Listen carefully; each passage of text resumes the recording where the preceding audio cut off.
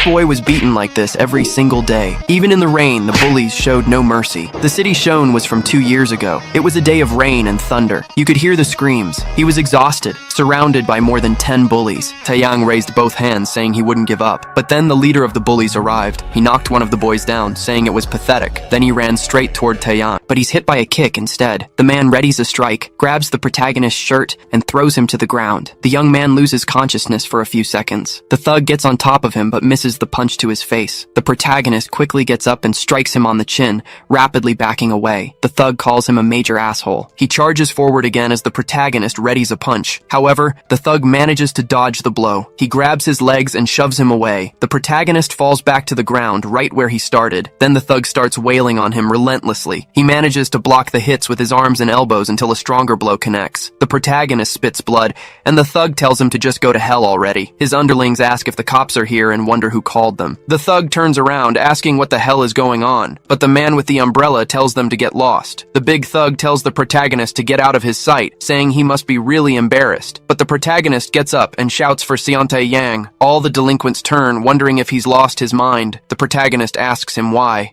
he's doing this. Taeyang replies that it's because he has to become Wang. About 20 years ago, the most famous violent gang in the history of Taeyang City in Korea was called Kumo, the worst nightmare for the city's police. Just when the city's security forces couldn't handle the brutal escalation of the situation, someone called on the phone. A police officer asked if it was true, if the Kumo bastards had been wiped out. That notorious gang was crushed by a single man. He then vanished without a trace, leaving the school with nothing but his coat. In honor of this heroic story, he was given the title of Wang, based on the name of the school he likely attended. From then on, it became a symbol for the strongest school in the region, and whoever held the title would be admired and feared by the students. This had an unavoidable effect on the juvenile crime rate, so Myeongwang was always a controversial topic. Yugwon Kang from Jimyong School was holding the title of the 16th Myeongwang, until recently, when he was found defeated on the ground. People comment that the new Myeongwang was from Ilwon, and that it was unexpected. A young man says that since he's a sophomore, he's the same age. Then a girl arrives and asks if he's the seller. She says it's nice to meet him and wants to know if that's the latest release from the Stoneland collaboration. The chubby guy just thinks she's very beautiful. He then confirms, asking if she goes to Haesong School, which is very close, but the girl just wants to see the shoes first. The guy quickly shows her the box. The girl says it's too expensive for a used pair, but the chubby guy yells that it's not, because he got it directly from Kushina. He hasn't even shown her the receipt, but he quickly apologizes for yelling, saying it's a real pair and she should trust him. Then he looks at the girl, who is covering herself as if she's scared. The chubby guy says he wasn't planning on giving a discount, but since he yelled at her, he'll take 10,000 won off. The girl thanks him and hands him the bill. The chubby guy asks what this is, and if it's a joke, so they should just forget the whole thing. But the girl screams very loudly. The chubby guy asks if she's okay as a hand approaches from behind him, striking him. The person asks what the hell is wrong with him. The chubby guy is thrown backward. The girl grabs her boyfriend and says this loser keeps hitting on her, not knowing his place. The chubby guy thinks they're all from Haesong and they must have set this up. The delinquent leans down and asks what he wants, messing with girls, and on top of that, his girl. Anyway, they're going to finish this. Since he caused emotional distress to his girl, they'll consider it even. There are victims and witnesses and he's got the footage, so he shouldn't think about getting away with anything. But he'll let him go easily since he's from Myeongwang School. He comments that the sneakers are incredible. The other people in the burger joint watch the scene,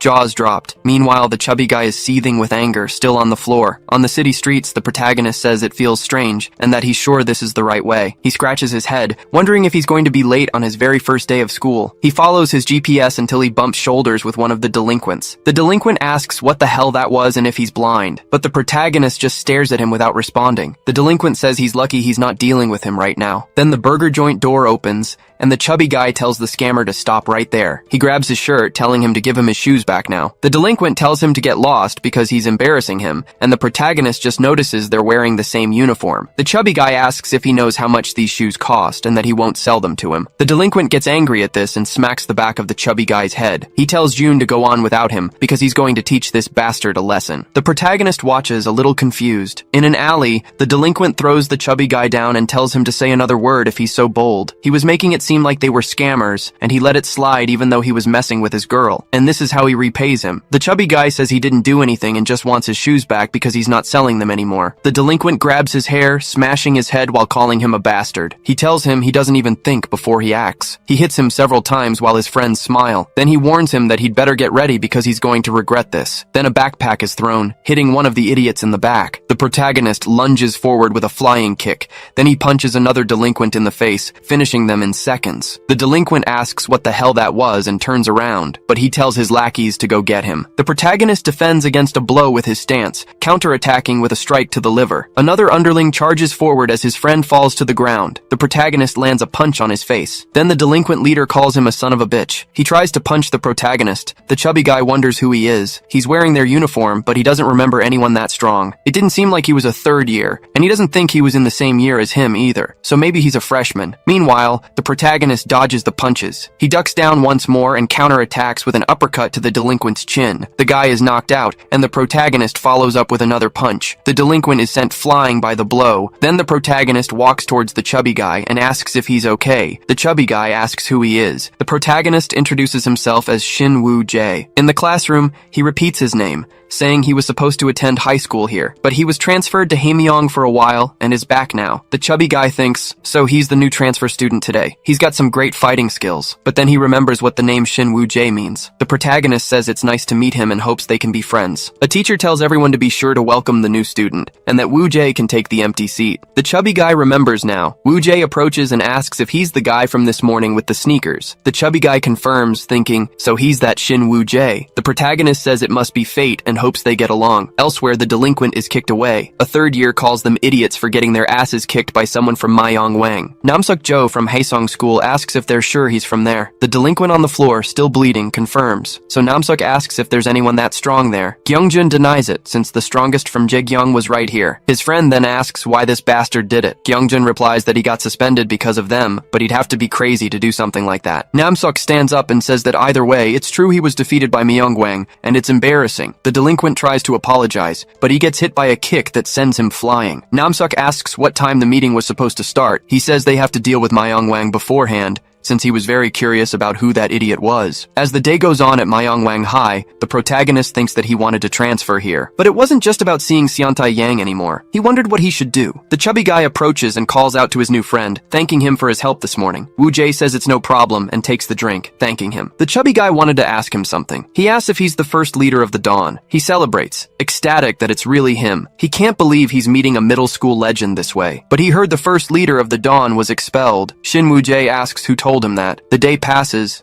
and he explains that this was the reason he came back here. Woo-jae replies that he was right, and that he will take down the Dawn by himself. The chubby guy tells him to wait, saying he was probably out of their league, but the Dawn was on a completely different level. He quickly changes his tune when he sees him get angry and starts praising him, but says going alone against everyone would be insane. Shin Woo-jae says it's fine and tells him not to worry. He was dying to crush these guys anyway, and was going to send a message, but he wanted to know how. The chubby guy replies that he doesn't think he needs to worry about that. He points out that the guys in front of them were from Haeseong. He bets they're here because of what happened this morning, but then he hides behind him, scared. Woo-jae asks what he's doing. The delinquents scan each student, trying to figure out who the idiot was. The chubby guy explains that the man with the eyebrow piercing was the strongest from Haesong and a member of the Dawn gang. Woo-jae says that must be it and steps forward. Everything was working in his favor, but then a student bumps into his shoulder. A group of 5 people walks past the protagonist. The chubby guy thinks they are freshmen. Cheol Sang-yu asks what the hell they were doing, messing with someone's school. Namsuk-jo says that without Jae-gyung, this place is a shithole. He admits the guy has balls for a freshman, but he was being very disrespectful. Cheol-sang says he doesn't need to be polite. A teacher shows up with a bat, asking what they were doing. Namsuk asks if they should go somewhere else, if he's got the guts. In an abandoned building, the two groups face off. Cheol-sang warms up while Namseok just stares at him, not reacting. Woo-jae watches from afar, asking why he has to stay crouched like this. He could just beat them all, but the chubby guy shushes him because it was about to start. Cheol-sang rushes forward with his fist, throwing several blows, but Namseok just dodges them easily. The freshman tries another hook, but his opponent dodges again. Stepping back for a few seconds,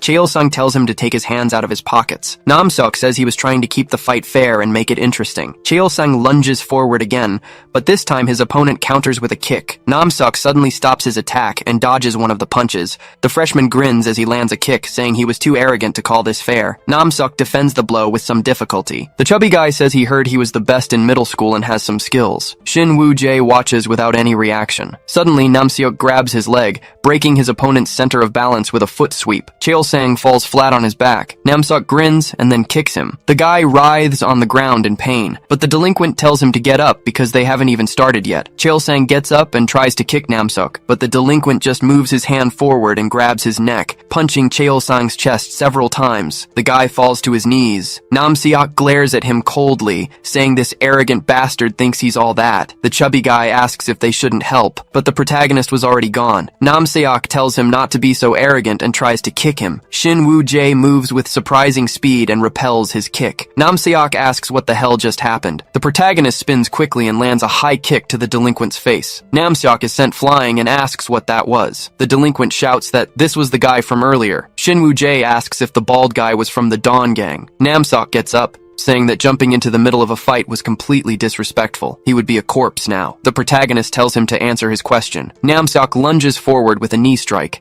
asking who he was to even mention the Dawn. But the protagonist dodges it and moves to the side. He moves his fist at extreme speed and knocks out the delinquent, sending him flying. The protagonist tells them to go tell the idiots from the Dawn that Shin Woo-jae was back, especially that bastard named Seontai Yang. The rumors about Myungwang beating everyone from Haesong were huge, and the news spread quickly to other schools. At Jimyong High, a guy sits in his chair and asks if that's all. His subordinate congratulates the sunbai on a good job. The boss says he should be studying for the entrance exam but can't focus. Maybe it's because he's still pissed about how things went. He introduces himself as Youngmon Kang. He wanted to know who the next Myungwang would be. The guy says he wasn't interested in that kind of thing. Youngmun replies that he must not have heard the news. Apparently, Haesong High was beaten by someone from Myungwang. This isn't something to ignore, and since Namseok from the Dawn was defeated, the rest of the gang can't just sit around. The Dawn has been too quiet recently, and they must focus on what happens in their territory to stay safe. His classmate replies that he'll keep it in mind, and Youngmun says he doesn't want to pressure him. But since he lost the Myungwang title, Jimyong was no longer safe anyway. His classmate asks if the title is that important. An unspoken rule exists that no one can touch the Myungwang school, and even alliances like the Dawn must follow it. This was the most interesting championship in high school. He says he can tell just by looking that the guy who defeated him and became the new Myungwang, but he bets he'd give him a run for his money. His classmate replies that he doesn't know who he is, but wants to know how he could defeat a guy like the sunbai. Youngmon says he's being too modest. Jongjin Nam replies that the second year meeting is about to start and he's leaving now. His sunbae tells him to remember that the school's future is in his hands now. Jongjin leaves and repeats, Myongwang. On the rooftop of Jinsung Technical High School,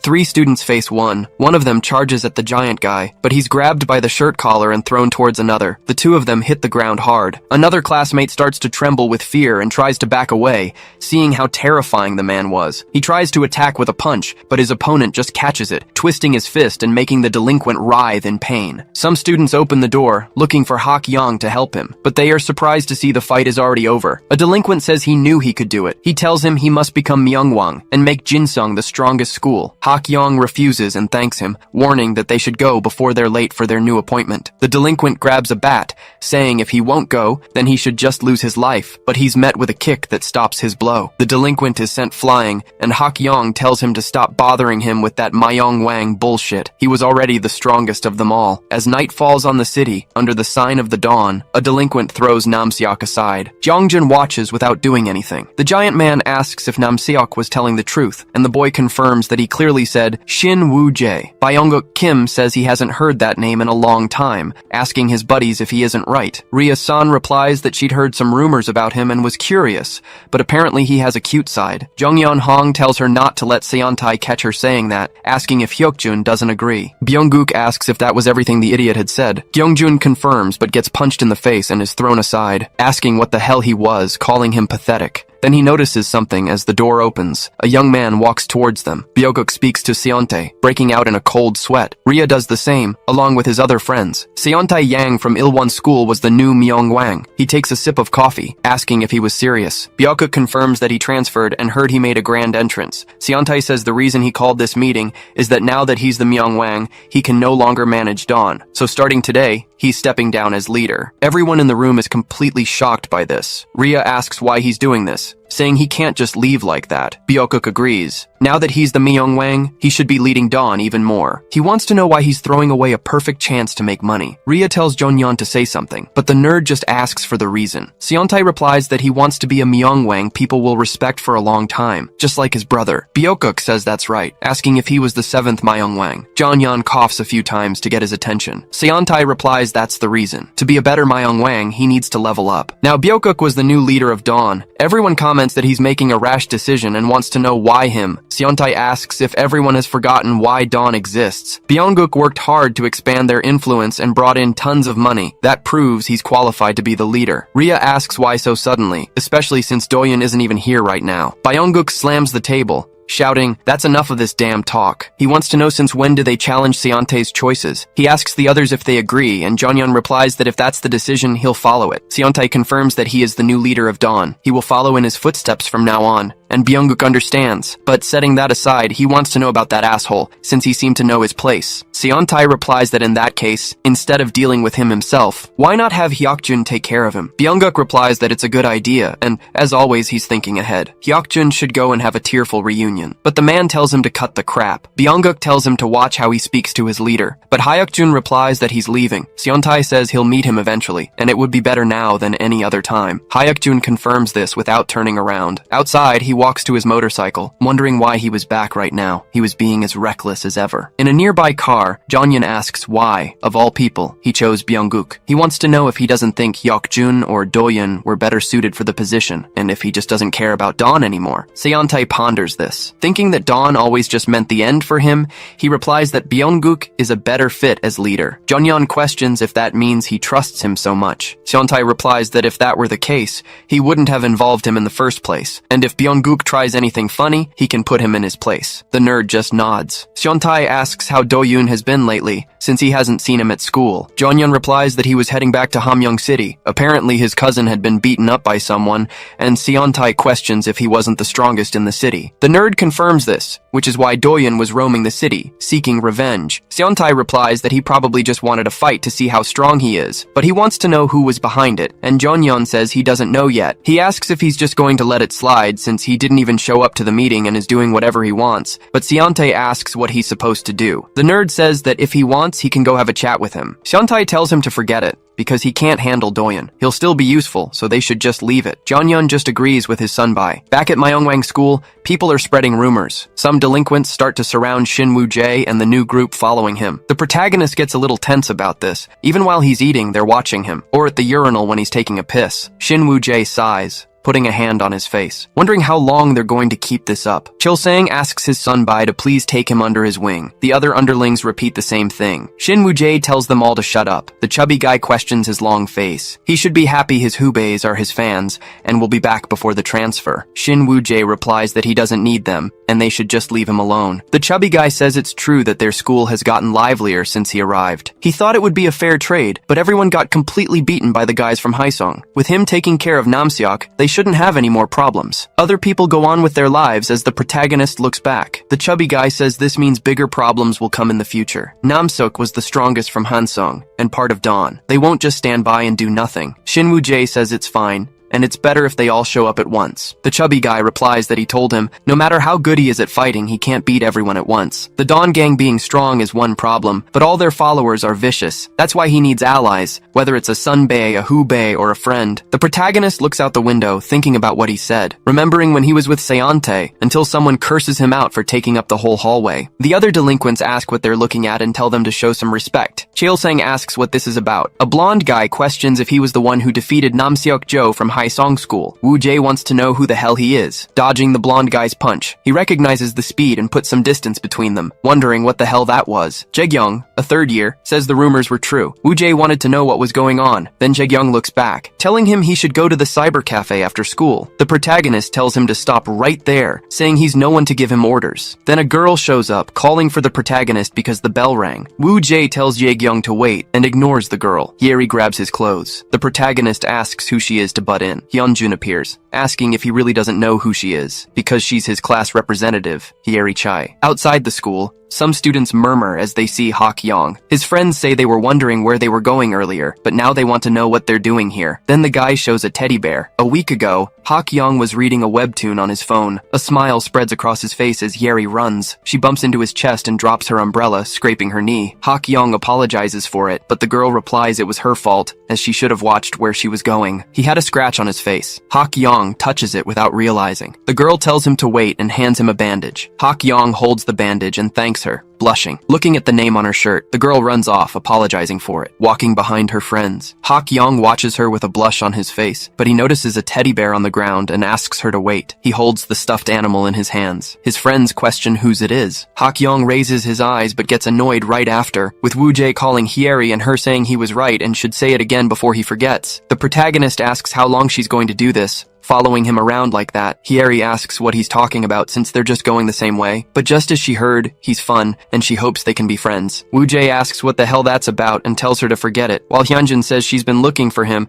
and has been a big help as the class rep, so it wouldn't hurt to be close to her. But he can't believe he doesn't know she's the class representative. Wu Jae asks who cares about that because right now, his goal is to crush Dawn. Hyunjin notices Hak Yang behind the protagonist and thinks he's huge. The guy asks who he is. Wu Jae gives his name and asks for his in return. Hak Yong introduces himself a bit shyly, his friends facepalm. Then Hak Yong asks about his relationship with Hyeri. The protagonist replies that she's his class representative. His friends ask if they aren't dating, and if she's just a classmate. Hak Yong says he made a mistake. He grabs the protagonist's shoulder, and Wu Jae notes he has a strong grip. Cheol-sang calls out to his sunbai, saying Jae-gyong was planning something. They stumble upon the scene with Hak Yong and wonder if he knows their sunbai. The protagonist swats his hand away, asking if he wants to fight. Hak Yong tells him to consider this a warning not to mess with Hyeri. Wu Jae remembers that and refuses, saying from now on, he'll make her life a living hell. Hak Yong's friends quickly pull him away since they couldn't give her the doll today because she had already left. Hak Yong glares at the protagonist as he walks away. Cheol-sang asks what that was all about, and if he's friends with their sunbai, but Hyunjun says no, he just seemed to know his class rep. Anyway, he wants to know what happened to them. They explain that Jae-gyong sent some underlings after Wu Jae, so they stopped them and handled it. He keeps a smile on his still bruised face as Wu Jae stares at him. He puts a hand in his pocket and tells them to stay out of his business. He doesn't want his friends to get hurt again because of him. Jae-gyong and his friends are playing at a cyber cafe. He keeps clicking angrily while his injured subordinates kneel before him, their heads bowed to the floor. Jae-gyong loses the match he's playing and slams his mouse. He calls them bastards, saying he told them to bring Shin Wu Jae earlier, but they lost to a freshman and came back empty-handed. He kicks one of them in the leg, asking what he has to say for himself. The guy explains it was Cheol-sang, the former leader of Myeongwang Middle School. One of Jae-gyong's friends mentions that a sophomore was acting arrogant near him earlier. He asks if Jae-gyong doesn't know him, even though they came from the same school. The blonde guy says no, and asks how he was supposed to know. Youngjun calls out to Jae-gyong, saying he's just off suspension,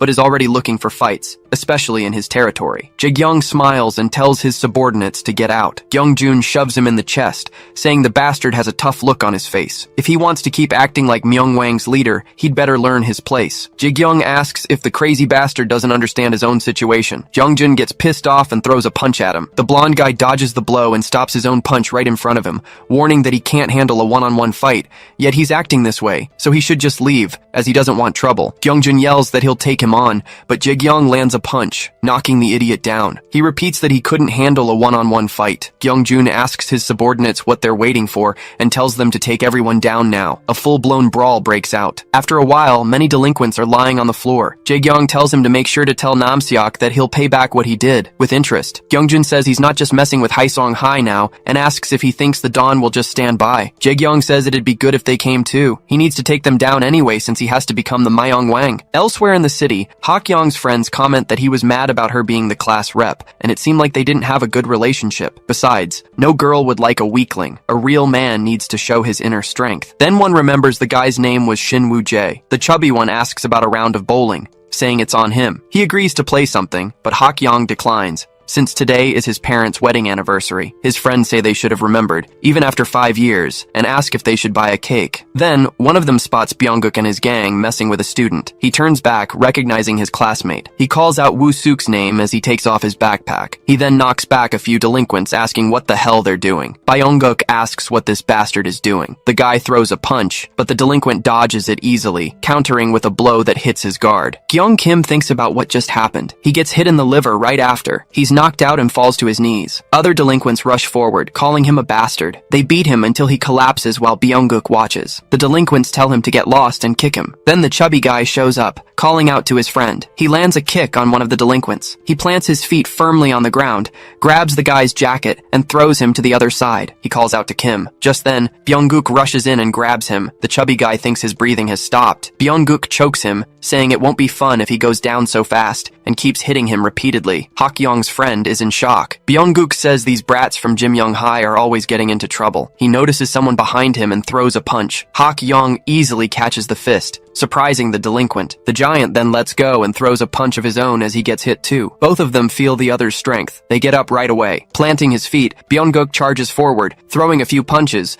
but Byung-guk tries another punch, but Hak-young easily dodges it. He counters with a powerful punch that Byung-guk blocks. He comments that the guy is a bit heavy. He notices something, and Hak-young tries to hit him again. However, the giant notices something too. Byung-guk plants his feet and lunges for a tackle. Hak-young is pinned against the wall and groans in pain. Byung-guk says it's over now and punches the giant in the chest several times. He smiles, but then a shadow falls over his face. Hak-young counters the blow, saying there's no way that's happening. Byung-guk thinks the bastard is asking for it and turns again, countering with a blow to the giant's face. Hak-young does the same with a hook. They trade blows for a long time, with neither side gaining an advantage. The delinquents watch, dumbfounded. Hak-young rushes forward again, and his friends are stunned. Kim wonders if this is really a high school fight, and who this monster is that's fighting on the same level as Hak-young. Byung-guk swings his fist again and hits the back of Hak-young's neck, but the giant doesn't fall and counters with a hook. The big guy stumbles back from the impact, bracing himself against the wall and planting his feet. The delinquents call out to Byung-guk. Kim thinks he wouldn't be messing with the Dawn for no reason. Byung-guk moves forward, thinking it's been a while, and he should get serious in return. He goes for another tackle. Hak-young wonders if he thinks he'll fall for the same attack and tells him to bring it on. But instead of grabbing his waist, Byung-guk grabs his thigh, thinking this is the end of the fight. However, Hak-young plants his feet on the ground. Using all his strength, he lifts Byung-guk and crashes to the ground with a suplex. All of Byung-guk's friends call out his name, and Hak-young's friends do the same. The delinquent gets up, saying it's far from over, but Hak-young is already on his feet, holding his backpack. Byung-guk asks where the hell that bastard thinks he's going. The guy replies that's enough for today. Byung-guk tells him to come on and fight. However, Hak-young replies that it's his parents' wedding anniversary. Everyone is surprised by this. His friends think about him saying that in this situation. They know they have to stop before it's too late. Kim looks back and asks what his friends are doing, and if they aren't coming. They both follow him without question. One of the delinquents tells the bastards not to go, asking Byung-guk if he's really going to let them leave. He says he should hurry up and finish this, but Byung-guk grabs him by the neck. Byung-guk asks who the hell this bastard is to butt in. The guy trembles with fear, but the delinquent tells him to drop it, thinking that despite his appearance, he's quite peaceful. It's been a while since he felt so excited. He said it was his parents' anniversary, and next time, he'll definitely crush him. At home, Hak-young announces he's back. His parents ask why he's so beaten up, wondering what happened and who did this to her son. His father just gives him a cold look. His sister asks what's the point of being built like King Kong, and his mother scolds him for the words he used with his brother. He's always reading romance webtoons, and that's why he's weak. Hak-young hands over the taisimdang cake and congratulates him. His sister takes the cake, saying it tastes amazing, and his mother says her son is the best, as always. He watches them both, but then shifts his gaze, looking at his father. Hak-young nods at him. The cake sat on the table, only partially eaten. Then the young man starts hitting the punching bag. He remembers saying he was the strongest, but he had been beaten up by Byung-guk. Then he strikes the punching bag with all his might. He wonders what he was even saying. But then he starts picturing Shin Woo-jae with his hand on Hyeri's shoulder. He gets enraged and starts pummeling the punching bag repeatedly. Then he starts gasping gasping for air, exhausted. His father says his punches have no destructive power. They're just strong and random. Hak-young calls out to his father as he walks away. His father says that given the state of his face, it must have been a pretty tough guy. Hak-young tries to deny it, saying that if it weren't for his birthday, he would have finished him. But he wants to know if being the Myeongwang is really that impressive. He should know better, since he was the second Myeongwang after all. Yoon Pil-young replies that he's not sure what he means, but there's one thing he can guarantee. It means being recognized as the strongest in high school. Sure, for someone like Hak, it might not make sense, but at least he was able to protect his school and his friends, including his girlfriend at the time, of course. That girlfriend is Hak's mother, and now that he thinks about it, time has flown by. Anyway, just hitting hard doesn't make you invincible. When your fist is loaded with your entire body weight and you have the ideal stance, the destructive power is on another level, he says, punching through the bag. That was the fist of a Myeongwang. Hak's mother asks what that noise was, saying it's driving her crazy. She yells that whoever it is will be finished if she catches them, as Hak and his father duck down. Hak stares at the punching bag and clenches his fists. In his bathroom at home, Cheol-sang is taking a shower. He recalls Shin Woo-jae hitting Naesuk and thinks it was an incredible blow. If it's him, he might even be able to challenge the Myeongwang. In comparison, even though the opponent was a third-year leader, he didn't expect to lose so easily. He can't stay down forever. Even if his goal has changed, his determination is the same as when he started high school. Just as he decided from the start, he will become a kingmaker and put Woo-jae on the throne. And to start, he needs to train. The next day, he's knocking out a delinquent. The guy admits defeat easily, and Cheol-sang thinks that he needs to become the strongest freshman. The young man goes from classroom to classroom, defeating each of the strongest fighters. Then he asks who his next rival is. The day goes by at school, and a delinquent mentions that the freshmen are fighting for the top spot. Jae-young asks if they hadn't already settled the freshman rankings. A delinquent says he doesn't want an easy win just by riding his Hyung's coattails. But since you were worried, I'll use this opportunity to show my skills. I am Chu Ha-jin, a kingmaker, paving the way for him to become Myeongwang. People surround the fight between the two strongest freshmen. Cheol-sang thinks that Chu Ha-jin used to be a Myeongwang squad leader, but he shouldn't be arrogant. He looks old for his age. And what's with that tattoo? Both think that if they defeat the other, they will become the boss of the freshmen. Chu Ha-jin throws a punch, but Cheol-sang dodges, thinking that he's faster than he looks. Then the chubby guy spins around quickly and lands a kick that sends his opponent flying. Cheol-sang groans in pain, clutching his stomach, but Chu Ha-jin gives him no time to rest and charges forward with his fist, hitting Cheol-sang's guard. The crowd shouts his name. Cheol-sang thinks that was a close one, having blocked the punch. Chu Ha-jin comes at him with both hands, shouting, "Try defending this." The young man holds his ground as he takes the blows, but when a stronger fist comes closer, he manages to counterattack, striking Chu Ha-jin's face even as he's being hit. The chubby guy comments that he can't just shut down over something like that. Cheol-sang reflects that his reach is much longer than he thought, so this brute was stupidly strong. Chu Ha-jin asks why he looks like he's given up, saying it's too late for regrets. He charges forward, yelling that he's going to turn him into a bloody pulp. All of Chu Ha-jin's blows are blocked or dodged by Cheol-sang, until one of the punches hits the fence. Cheol-sang thinks this guy is too arrogant, swinging his fists so wildly. His wide swings are making him less precise. He wonders why he's remembering the fight with Namseok. Chu Ha-jin's hands were trembling with pain. Cheol-sang asks if he wasn't going to turn him into a mess. He wonders why he's just hitting the fence like that, since he's just going to destroy his own hands and get hurt. Chu Ha-jin gets angry and yells that he's a rat. Then he charges with another punch, but Cheol-sang dodges. Suddenly he remembers his last fight, and every cell in his body recalls that moment. He grabs Ha-jin's fist and moves, his own fist reacting instinctively. And just like that, he knocks out the chubby guy with an uppercut to the chin. Ha-jin falls to the ground and Cheol-sang breathes heavily. The crowd gathers and starts celebrating the victory, saying that this guy really won and has now defeated all the freshmen. Cheol-sang sighs tiredly and walks away from his friends, who ask where he's going. The young man says it's obvious. They need to find Sunbae Woo-jae. In the cafeteria, the protagonist and Hyunjin, the chubby guy, repeats the word Myeongwang. Shin Woo-jae says that last time a freshman was about to talk about it. Lately, everyone's been talking about this Myeongwang thing, so he got curious. Hyunjin explains that it basically means being the strongest in high school. This whole thing started at our school. Since you've lived around here,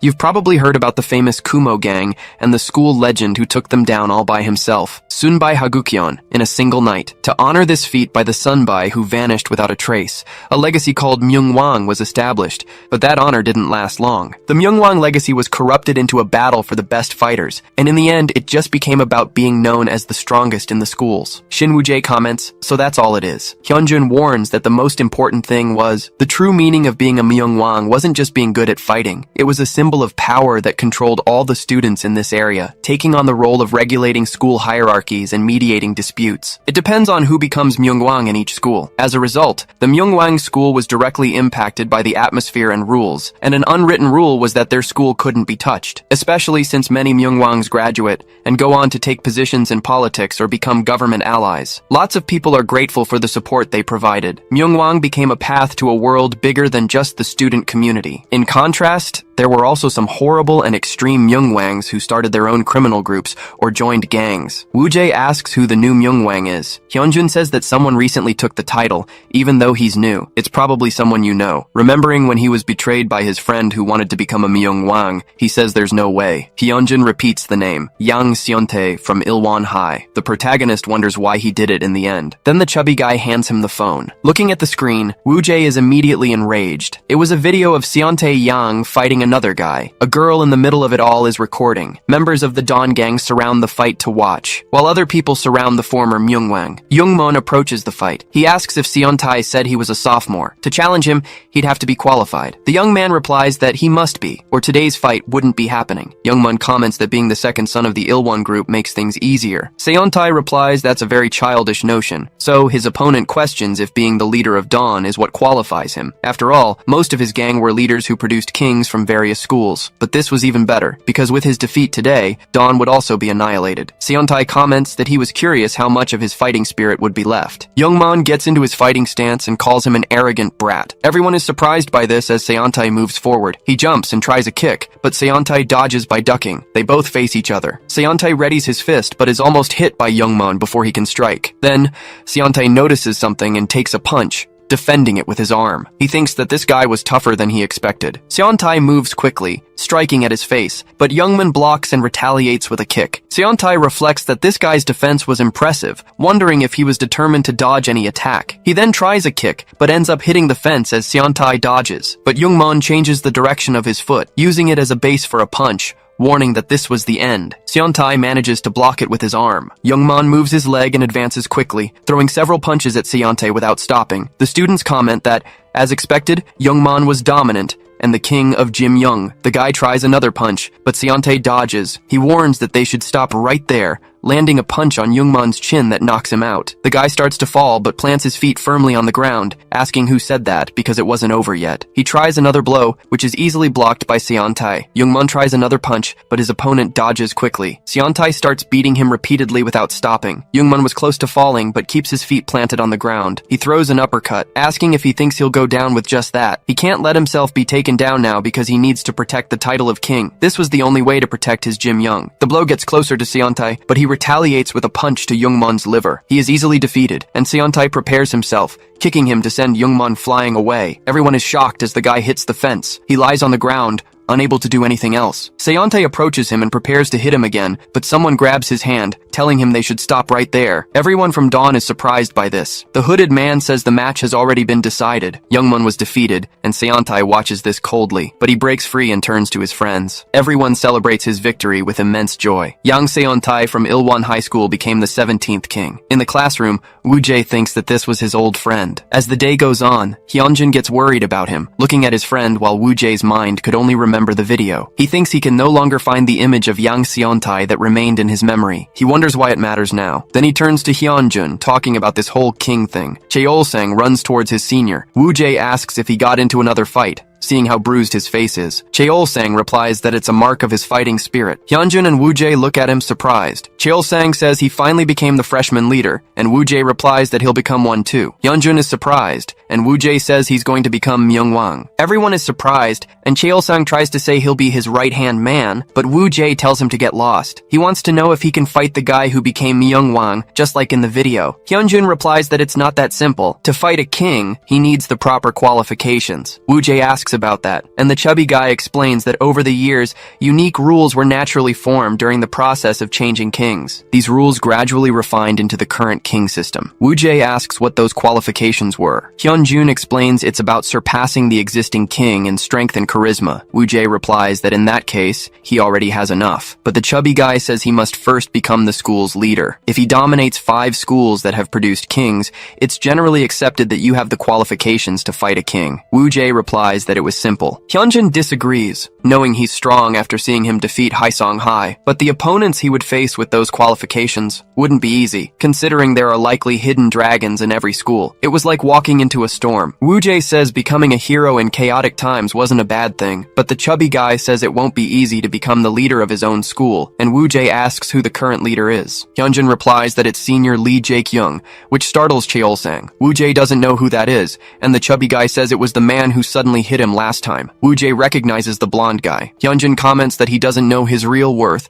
and Cheol-sang must know a lot since he was part of the king's group. The guy replies that he does. He had once been his idol. Woo-jae watches this as Hyunjin explains that Jae-kyung has never stopped fighting, but since his school is weak, he can't do anything alone. If Woo-jae or Cheol-sang had been with him from the beginning, his status could have been different. Who knows? Jae-kyung might have even become Myung-wang. But Cheol-sang shouts that this thug could never be a king. Hyunjin is surprised, and Woo-jae says the first target to earn those qualifications has been decided. It's going to be that blonde guy. The chubby guy asks if he didn't hear what he said, because Jae-kyung wouldn't be an easy opponent. Woo-jae replies they'll have to see in a fight, and Cheol-sang says they will definitely defeat that guy. The chubby guy considers what happens if Woo-jae actually beats Jae-kyung, wondering what he'll do after that and if he'll go after the other leaders to fight alone. And even if he does, the other leaders wouldn't want to face him. Woo-jae replies that they want to avoid him since he'll win anyway, but Hyunjin disagrees. Because before fighting the leaders, their followers would attack first to protect their bosses, so he needs someone to fight by his side, like comrades or friends. Cheol-sang replies that he's right there and will fight by his senior's side. Woo-jae warns that he doesn't really want to become Myung-wang, he just wants to fight Yang Seon-tae. Hyunjin asks what he means. Cheol-sang gets annoyed at his senior for saying such things,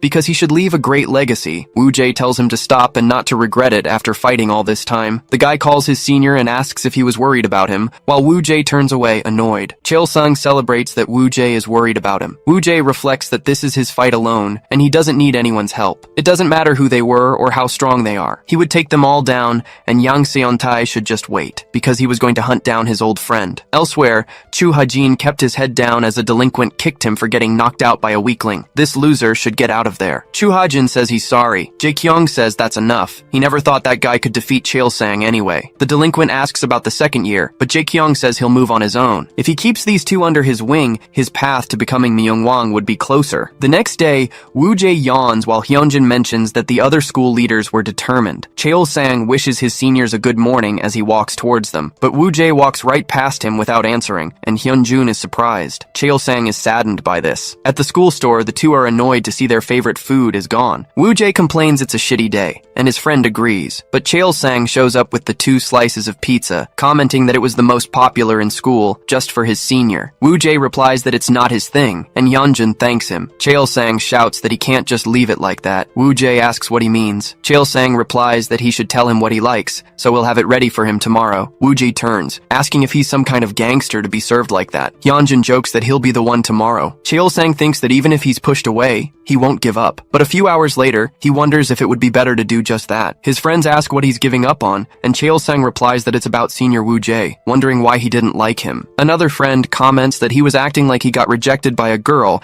and maybe he's just the type who doesn't open up, but at least he still has them by his side, so he should cheer up, and Cheol-sang smiles. He drinks his soda and thanks his friends, but a can hits him in the head. Jak-young says that if he's the freshman boss, he should come and pay his respects. Cheol-sang's delinquent friends stand up. Jak-young says he's gotten real slick. Cheol-sang asks if he thinks he's going to kneel just for being the freshman boss. The blonde replies that he seems ready to be the strongest. Cheol-sang asks why not, and Jak-young questions if he was planning on trying to take him down right now. Cheol-sang reflects that he never stood a chance against the Sunbae back in his school days, but seeing how he was acting like Haesong Hai's errand boy, he thinks he has a chance. Chu Ha-jin tries to rush forward, calling him a bastard, but Cheol-sang tells him to stay out of it, as this is a showdown between leaders. The chubby guy asks to leave it to him, but Jak-young raises his hand, asking how about they put that to the test. He advances quickly and tries to land a blow on his chin. Cheol-sang tries to react quickly and throws a punch, but Jak-young dodges. People gather to watch the fight and call the teachers. Jak-young tells him to go to the rooftop after class,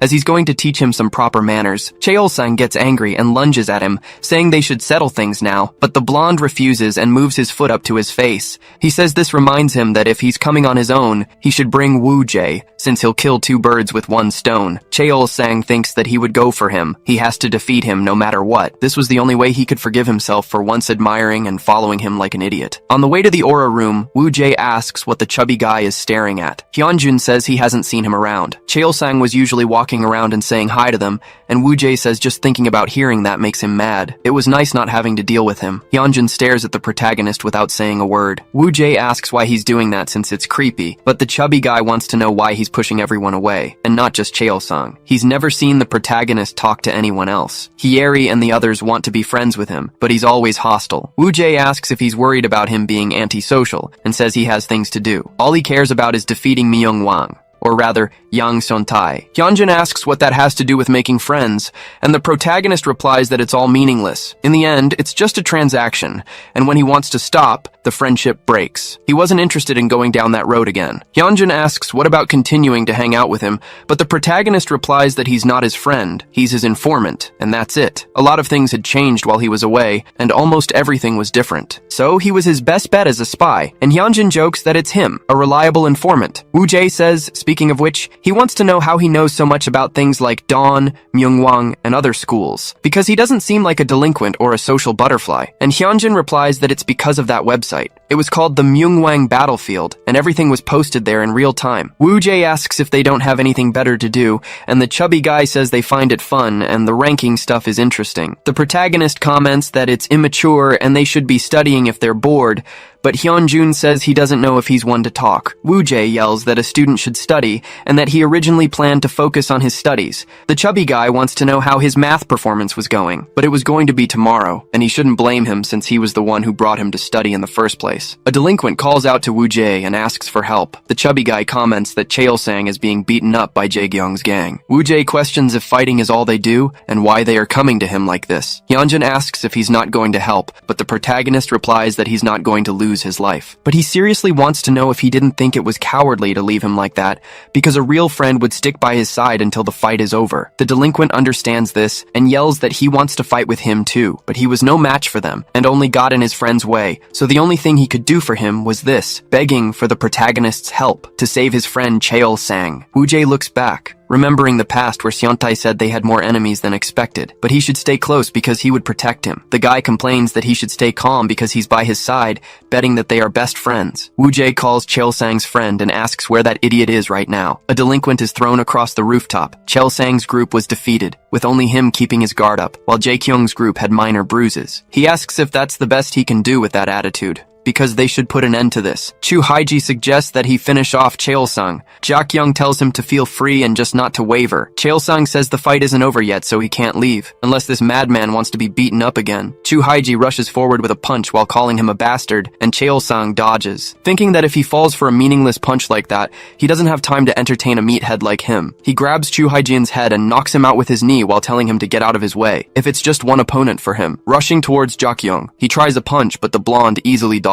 Jak-young moves his hands quickly, grabbing Cheol-sang's shirt and hand, telling him to stop this. Cheol-sang asks what happened to him while remembering his past. Then he holds Jak-young's hand, calling him Hyung right after. In the past, a delinquent hits Cheol-sang. Kyungjin Bai, a third year from Ilsuk High, comments that this piece of shit was acting way too arrogant. Cheol-sang questions who he thinks he is to scare him, as he has no idea who they're messing with. Kyungjin pretends to be scared while Namseok watches. That delinquent asks what he thinks he's doing, staring like that. Then he punches him in the face, telling him to look away. Cheol-sang raises his hand to defend himself and hits Kyungjin in the face. The delinquent gets angry and hits him, but Namseok stops him by kicking the guy. Cheol-sang loses his breath for a few seconds, and his friend asks if he's okay. Namseok says that if he can't do it, they'll end it right there, telling him to get lost. Until suddenly, Jae-kyung tells these idiots to stop, wanting to know who they think they are to take over Myungwang. Namseok gets angry and calls him a bastard. Jak-young comments that they were really feeling full of themselves, and it was time to teach them a lesson again. Namseok yells to knock out this bastard first. Then the man replies that he's right, and they should come at him, knocking out every single one of the Ilwon High underlings. Cheol-sang watches this with admiration, as he clenches his fists. The fight ends with everyone lying on the ground. Jak-young comments that it's clear who the winner is, and they should get out of there. Namseok questions who he is to be the judge, so the guy replies, asking why he doesn't come at him himself this time, since he's still more than enough to beat him up. Namseok tells his underlings they should get out, telling Jakyung to just wait because he's going to make him beg for forgiveness, and the guy replies that he talks a lot but does absolutely nothing. Then he looks at the boys and asks if they're okay. But anyway, he wants to talk to Chael-sang, wanting to know why he kept standing when he couldn't even fight. The boy replies that he just didn't want to let those idiots mock him. Jakyung looks at him for a few seconds and laughs, saying he's got guts. Next time they should stay away from the alleys and walk on the main streets because he would see them at school. Then he walked away. That day completely changed Chael-sang's life in middle school, and to him, Jakyung wasn't just strong. The next day he calls out to his sunbae because he was rough and unpredictable. Jakyung remembers him from the night before, and they start walking together. And that's how, in the beginning, Chael-sang started following the group. But anyway, over time, they spent more time laughing and talking. Their friendship grew, and they became best friends. He started going to the rival schools' battles. His punches were slow at first, but being near him made him stronger, and time made their bond more solid. Chael-sang opens the door and calls for his Hyung. He says he heard that high school selections were over, and wants to know where he's going. Jakyung replies that he's going to Myeongwang. Chael-sang questions this decision. Jakyung answers that he had no doubts. It was a divine sign that he would become the Myeongwang, but the boy didn't know what that was. His friend explains that he probably doesn't know because he's a freshman, but it was like being the king of high school, the lord of the fists. Chael-sang comments that it sounded epic, so he would go to Myeongwang High too. Jakyung questions if a nerd like him would do that, saying he should be looking at science or private schools. Chael-sang replies that if he's going to become the Myeongwang, he would help make it happen, wondering who else could be his right-hand man. Jakyung laughs, saying that sounds good and he'll see him there. Until then, he should take care of middle school. He asks if he understands while holding out his fist. Chael-sang fist bumps him. Sometime later, he graduated and left the school. And as the semester began, so did the competition with the neighboring schools. As the new leader of Myeongwang High, he has to defend the status he established. After tough fights and hard-won victories, he gained control of the surrounding schools. In the process, he ended up becoming famous. As the days went by, Chael-sang sent messages to Jae-kyung, but got no response. He wonders what was happening. He also can't see his profile and wonders if he's been blocked, but he decides to call him to test it. The phone says the dialed number is no longer in service. Chael-sang puts his phone away and looks to the side, wondering if those guys in the alley weren't from Haesong High, but he notices Jae-kyung is with them. The delinquent hands over the payment, saying it was for that month. Yeonjun takes the paper, wanting to know what the hell this is, and why it was just an envelope. He hits him several times for still not knowing his place. He thinks he didn't hit him hard enough last time, so when he goes to slap him, Jae-kyung pushes him away, telling him to get lost. Yeonjun questions if the bastard is out of his mind. Jae-kyung replies that this wasn't their deal, but Namseok puts a hand on his shoulder, commenting that it's very frustrating. He wants to know if he's joining the gang or not, because he has to cooperate if he wants them to speak well of him to the boss. Jae-kyung shoves his hand away and replies that he'll do it right next time,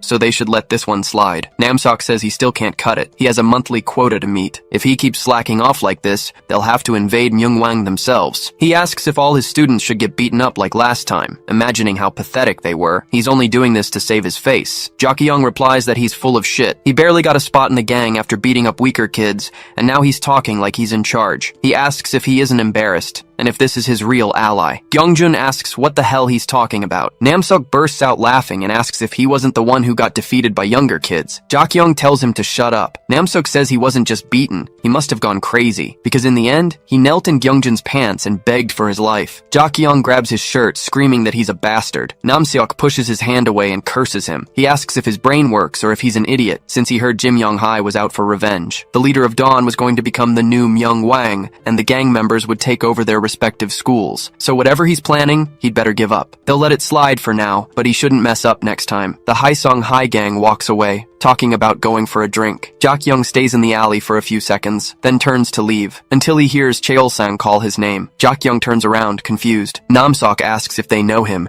and Hyunjin replies that he's that idiot. Jakyung pushes the delinquent and tells them to go get their drinks. Chael-sang pushes past some of the thugs looking for his Hyung, but Jakyung rushes forward and punches him in the face, asking what his problem is and that he should get out of there. Namseok tells him to take it easy, since he looked like his subordinate. Jakyung spits on Chael-sang and says just because they went to the same school doesn't mean they're friends. The boy stays on the ground, wondering why. Over time, Jakyung starts bullying other students. Chael-sang got into the school as planned, but when he saw him again, he hurt him. They both walk, but in opposite directions. Chael-sang looks back, thinking that the person he once admired had been completely wiped from existence. Back in the present, he questions what the hell happened to him. Calling him Jakyung-hyung, the blonde asks who knows about that. He punches him in the stomach, saying he was always too talkative. Chael-sang kneels on the ground from the force of the blow. One of his underlings crawls toward him. Jakyung Jae-kyung crouches down and asks why his little friend hasn't returned yet. He wonders if he didn't run to ask that bastard Woo-jae for help, or maybe he went to save his own skin,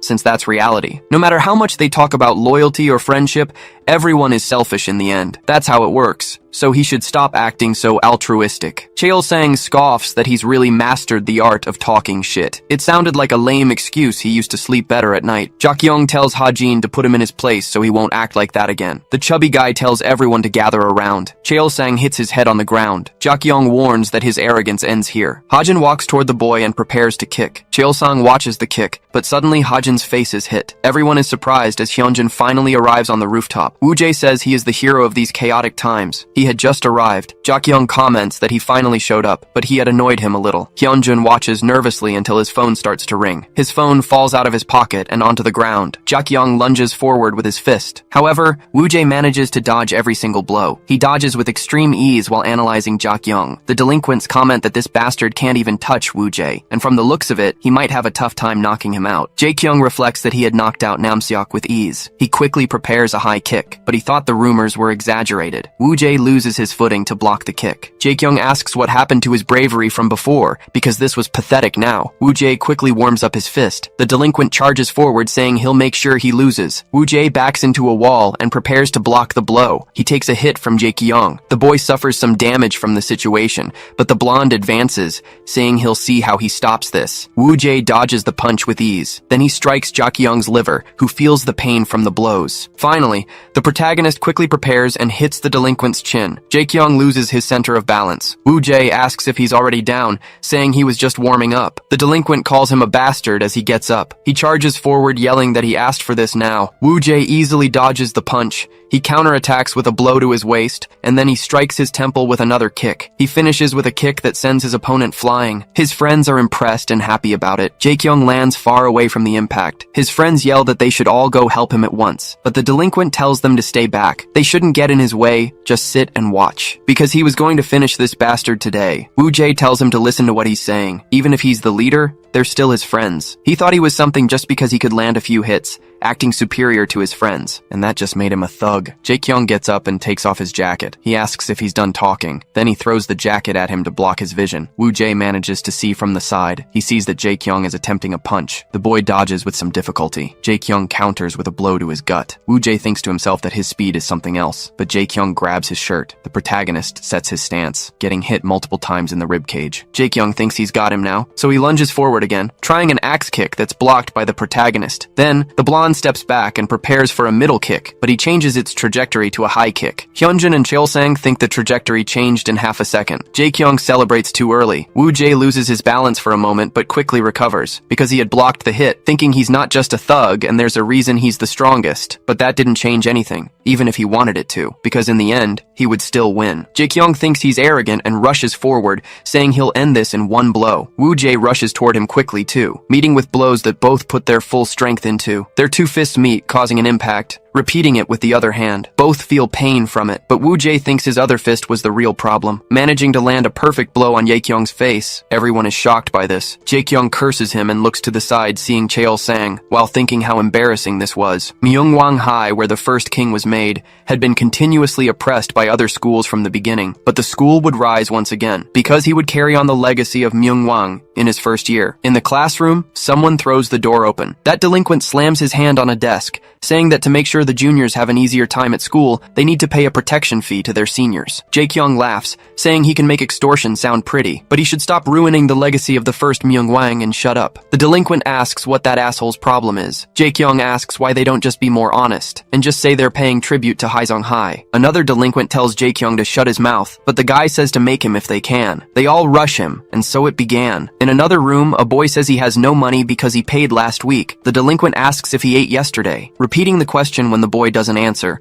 so he says yes. The delinquent asks if he ate today, and the boy says he only had breakfast. So Munsu keeps hitting him, saying he stuffs his face with food, but doesn't pay the protection fee, shouting for all the idiots to know who keeps them from being beaten up outside. If they want to keep coming to school without trouble, they'd better cooperate until Jaekyung opens the door, asking if he hasn't given up on this yet. Munsu tells him to stay out of it, but the guy says to do something about it since he's only doing this because of his useless seniors. Munsu tells him to shut up. Jaekyung replies that if they were strong, they wouldn't be pushing this fee, and it's pathetic. That delinquent lunges at him while telling him to shut his mouth, but gets a backpack to the face. Then Jaekyung readies his hand in front of him, landing a painful flick. Jaekyung asks if this doesn't embarrass him, and wants to know if he'd like to take down the school together. They must take over Myeongwang High. Munsu cracks a smile, thinking he's one hell of a bastard. The next day, the whole group walks onto the rooftop. Jaekyung asks if they're ready to get out of there. The two groups charge, and like every fight, he gained more friends, always winning one battle after another. And then, in his second year, he believed he had the power to defeat anyone, so he would deal with the bastards from Haeseong first. Namseok says he must think he's a big deal, but he knows he can't be the strongest without his approval. Jaekyung says it feels like just yesterday he beat him up, and now he's acting like he's the boss of Haeseong, telling him to go to hell with his approval, because he should be ashamed to hang out with losers, because the name Dawn was pathetic. Namseok yells that they don't need to wait and can start the fight. Jaekyung takes down a few guys with his friends. The Haeseong side does the same. Then the guy strikes Gyeongjun's stomach, using his shoulder as a base for a kick to Namseok's chin. He falls to the ground, and Jaekyung shouts that from this day on, they will take over Haeseong. These bastards better bring it on, until he notices something to his side. A few motorcycles arrive and park. Byung-guk asks if those guys were already defeated so quickly. Namseok calls for his superior, and he says he showed respect like Seontae said, but he couldn't even knock out Jaekyung. The guy wonders if they're the idiots from the Dawn gang. A delinquent asks who the hell he is, and if he's from Haeseong High too, charging forward, saying they'll crush them. Byung-guk readies his fist, saying they're useless trash, punching each one of them while saying that trash should stay away, almost punching Munsu in the face, as Jaekyung manages to block it with his kick. Byung-guk steps back, saying he's not so bad. Then he asks if they're just going to watch the fight, asking if he's going to handle this guy, because if he's scared, he can go after the weaklings. Hyokjin walks towards them. Byung-guk says they should see if he still knows how to do it. Jaekyung tells him to take off his glasses if he doesn't want to go blind. Hyokjin takes off his glasses right after and puts them in his jacket. That guy comments that he has a nasty look in his eyes. As the man prepares for the fight, Jaekyung is easily thrown aside, completely defeated, breathing heavily. Byung-guk asks if Munsu isn't going to open his mouth like before. Jaekyung thinks they could stop, that it's enough, yelling for them to get the hell out. Because he lost, and they should just stop it, please. Namseok and Gyeongjun think it serves him right to say that. Byung-guk replies that this is too boring. Hyokjin gets angry at this and kicks Jaekyung away. The guy wonders if this was all he could do. Another day at school, they're resting on a couch, wondering if this was really as far as he could go. Munsu asks if he heard that Jinwon from the third year was defeated, and can't believe someone so weak was the strongest in their school. If they had just beaten him up first and taken his place, but he notices his friend is down. So he asks why the other guys aren't here yet, until he looks back and sees the guys from Haeseong, as Namseok asks if they're holding up well. Munsu asks what the hell they think they're doing here, until he notices something and asks why his friends are on the other side. Namseok replies that they were smarter than the losers, for sure. Munsu asks what the hell he just said. Namseok replies that everyone knows the school is trash, but recently it's been a laughingstock. Even though it's where the legacy began, everyone is weak. Munsu asks who he thinks their leader is, and Jaekyung says he's full of shit and asks if he's looking for a fight. The bald guy asks what's with the attitude, saying he came to defend him, and if he's planning on getting revenge, he shouldn't even think about it because he'll be digging his own grave. Jaekyung glares at him coldly, filled with anger, saying they'll see who runs in the end and that he should call his gang, because he's going to settle the score from last time soon. Namseok asks about Hyokjun, because he's a first year from Cheonggu High, and that giant was a first year from Mokjong High. The Dawn Alliance comes from the southern part of the Yunha River. Not only does their boss come from a rich family, but he's also strong enough to crush anyone and would restore Myungwang's legacy. Jaekyung asks if he's seriously going to talk about guys younger than him, and Namseok says he's in no position to talk bad about these little delinquents. He should hear that Dawn was going to be the center of Taeyang, and the city of Hamyang was heading there. The guy says he talks too much and should get to the point. Namseok tells him to stop acting like that because he's going to cooperate with him. If he does, he'll acknowledge him as the strongest at Myungwang High. If he keeps this up, he and his partner will have a tough time. Jaekyung yells that he's an arrogant bastard, and Munsu tells him to calm down. Gyeongjun says that from now on, they'll use him to say what they want. Munsu asks if he not only betrayed him, but is also going to be an errand boy, and the delinquent replies that it wasn't that cool. Namseok shouldn't make things worse by trying to be the Myungwang. It's better to just play school leader and make some money. He has to survive in this world, and he'll see how much more he offers. Only then will he see the guy who will take down his leader, someone the same age as him, going around to different schools to claim the title of Myungwang. Jae-kyung thinks he remembers Yugman Kang now. He had to hold back for now. No matter how humiliating it was, he would have to swallow his pride. Namseok comments that since he's cooperating now, nobody got hurt, which is good. He says he'll deposit 10% into his account. The chance for revenge was coming, and Jae-kyung would make it happen. He had been enduring for this very moment. The boy asks where he can find the other guys from Dawn. Namseok replies that things have been tense, and he's already spoken to them. Gyeongjun shouts for Namseok, yelling that something was posted on the Myungwang battlefield. The 16th Myungwang was completely defeated by the Hamyong City Alliance. Namseok looks at his phone, startled. He comments that Dawn was calling him. Munsu asks who that guy was, and Jae-kyung replies that he's leaving. The next day, he goes to Jimyong High, wondering who this guy was and how strong he had become. The Myungwang who could fight the Hamyong City Alliance. Then he shouts, demanding to know who Youngmun Kang is. He should show himself and see the face of the self-proclaimed Myungwang. Two delinquents ask who this idiot is, making all this noise in the hallway, and if some moron from Myungwang High was looking for trouble. Jae-kyung replies that he has no time for underlings and asks about Yugmon. The two advance, wanting to know who the hell he thinks he is. Jae-kyung dodges a punch and grabs his hand, throwing him to the ground. Then he looks to the side and kicks the other delinquent. He falls to the other side of the hall, and Jae-kyung grabs the delinquent's hair, asking if he doesn't know they can't mess with Myungwang High. But Jae-kyung replies that he doesn't care about that, until he notices something and attempts a high kick. Both delinquents turn and call out for Youngmun. The Myungwang managed to block the kick. Jae-kyung wonders if this idiot was him. Youngmun throws his jacket on the floor and asks why he's doing this here. The boy asks if he's the one who took down the entire Hamyong City Alliance. The Myungwang asks if that's what he's talking about, and Jae-kyung tells him to answer the question. Then Yugmon sighs deeply. He comments that he thought things would quiet down, but seeing delinquents like him, it was too soon to relax. Jae-kyung charges forward with his fist, calling him a bastard, but Youngmon just blocks it easily, holding his hand tightly as Jae-kyung lunges again, telling that bastard to get out of the way. Youngmon moves quickly and blocks his strike, counterattacking in a single motion. He replies that this answers his question, and Jae-kyung thinks that he wasn't just going to talk. Youngmun tells him to leave, as there's no need to cause more trouble. The delinquent says he's heard what kind of guy he is, so he figured they were on the same page. Youngmun asks what he means. Jae-kyung replies that he needs help to defeat the guys from Dawn. That guy asks if that's what he went through all this trouble for. Jae-kyung asks what he means, saying he seriously doesn't know who he's dealing with. Youngmun says that if it's about the freshmen, he already talked to them earlier, and they were all better than him too. Jae-kyung replies that if he just sits back, they will just play them as planned, like they did to him, and that's why they need to take them down. Youngmun asks why he should do that, and the boy replies that he's the Myungwang, but that king bursts out laughing, asking since when is the Myungwang some kind of hero. Jae-kyung asks why he did it then, why he crushed the Hamyong Alliance. Youngmun replies that it was because they messed with people from his school. Jae-kyung questions this, and the guy replies that as the student council's vice president, nothing was more important. Besides, Dawn hasn't touched his school, so he has no reason to get involved. As long as his school is safe, that's enough for him. He doesn't care about anything else. Jae-kyung asks, and what about when Dawn messes with Jimyong High? Youngmun slams the table and says Myungwang High was off limits,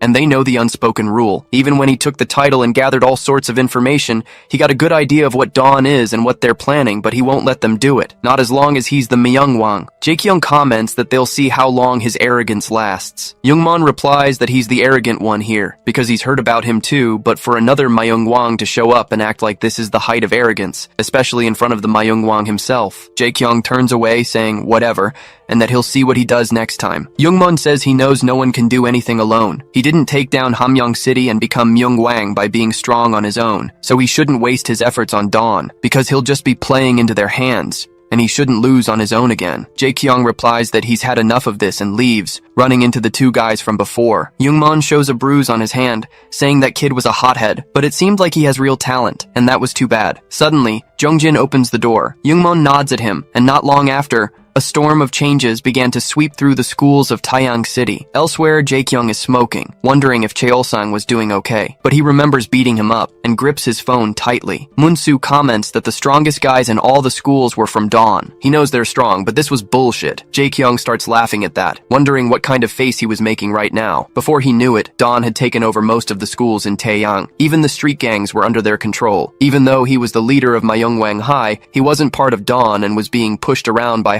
Seong High. He started to get used to the angry stares as the third years were defeated. Jae-kyung wonders if this was really how it all ended, but he denies it, thinking he wouldn't give up like this. A student offers a card with about 1,000,000 won on it. Two delinquents accept it, saying he was a good friend, and Jae-kyung got suspended because of him, wondering what they should should do with him. Jae-kyung watches coldly and hands him a piece of candy, saying he heard rats go crazy for this stuff. He should eat it, and then asks, "So, what does rat poison taste like?" The guy starts coughing, trying to spit out the candy, but Jae-kyung replies that it was just candy, holding his mouth shut while warning him to get lost before he sets up a mousetrap. Munsu calls Jae-kyung and asks how he feels after a week off, calling him an idiot as he approaches. He mentions that it was Haiji he talked about before, and he's at Buksung High. Chu Haiji introduces himself and yells that Munsu has told him a lot about him, because he's gonna back him up now. Munsu comments that he's really strong and can easily beat 3 or 4 guys from Haesong. Jae-kyung says that speaking of which, he wants to know why Namseok has been so quiet recently. Munsu asks if he hasn't heard, saying he definitely thought he knew. Jae-kyung tells him to just spit it out. The guy replies that they were defeated by a second-year transfer student the other day. At that moment, Jae-kyung felt a small glimmer of hope. Munsu says it took less than 2 hits, and apparently Namseok first went up against a freshman. His name was Cheol-sang. He was the strongest at Myeonggwang Middle School, and he seemed decent. Jae-kyung recognizes the name, and Munsu continues, saying that with Hajin and these two, they could get some things done. With them by his side, the boy could become the Myeongwang. He starts regaining consciousness, thinking he's going to do it. Munsu yells for him to wake up while Jae-kyung thinks he is the Myeongwang. His friends ask if he's okay. Woo-jae walks away as his friends watch in shock, commenting that he seems to be awake. Jae-kyung asks what happened, but then he remembers and looks to the side, coming face to face with Woo-jae, wondering if he lost, but he tries to get up because it isn't over yet, telling that bastard to come at him. However, he falls to the ground, and Munsu calls out to his friend. Jae-kyung tells him to get out of his way, asking what he's talking about because it's useless and annoying. He should just get lost. Woo-jae wonders if this is a civil war. Munsu repeats for them to please stop. Jae-kyung asks if he's trying to take him down. Then he punches him in the face, telling him to go to hell. Munsu grits his teeth and says yes,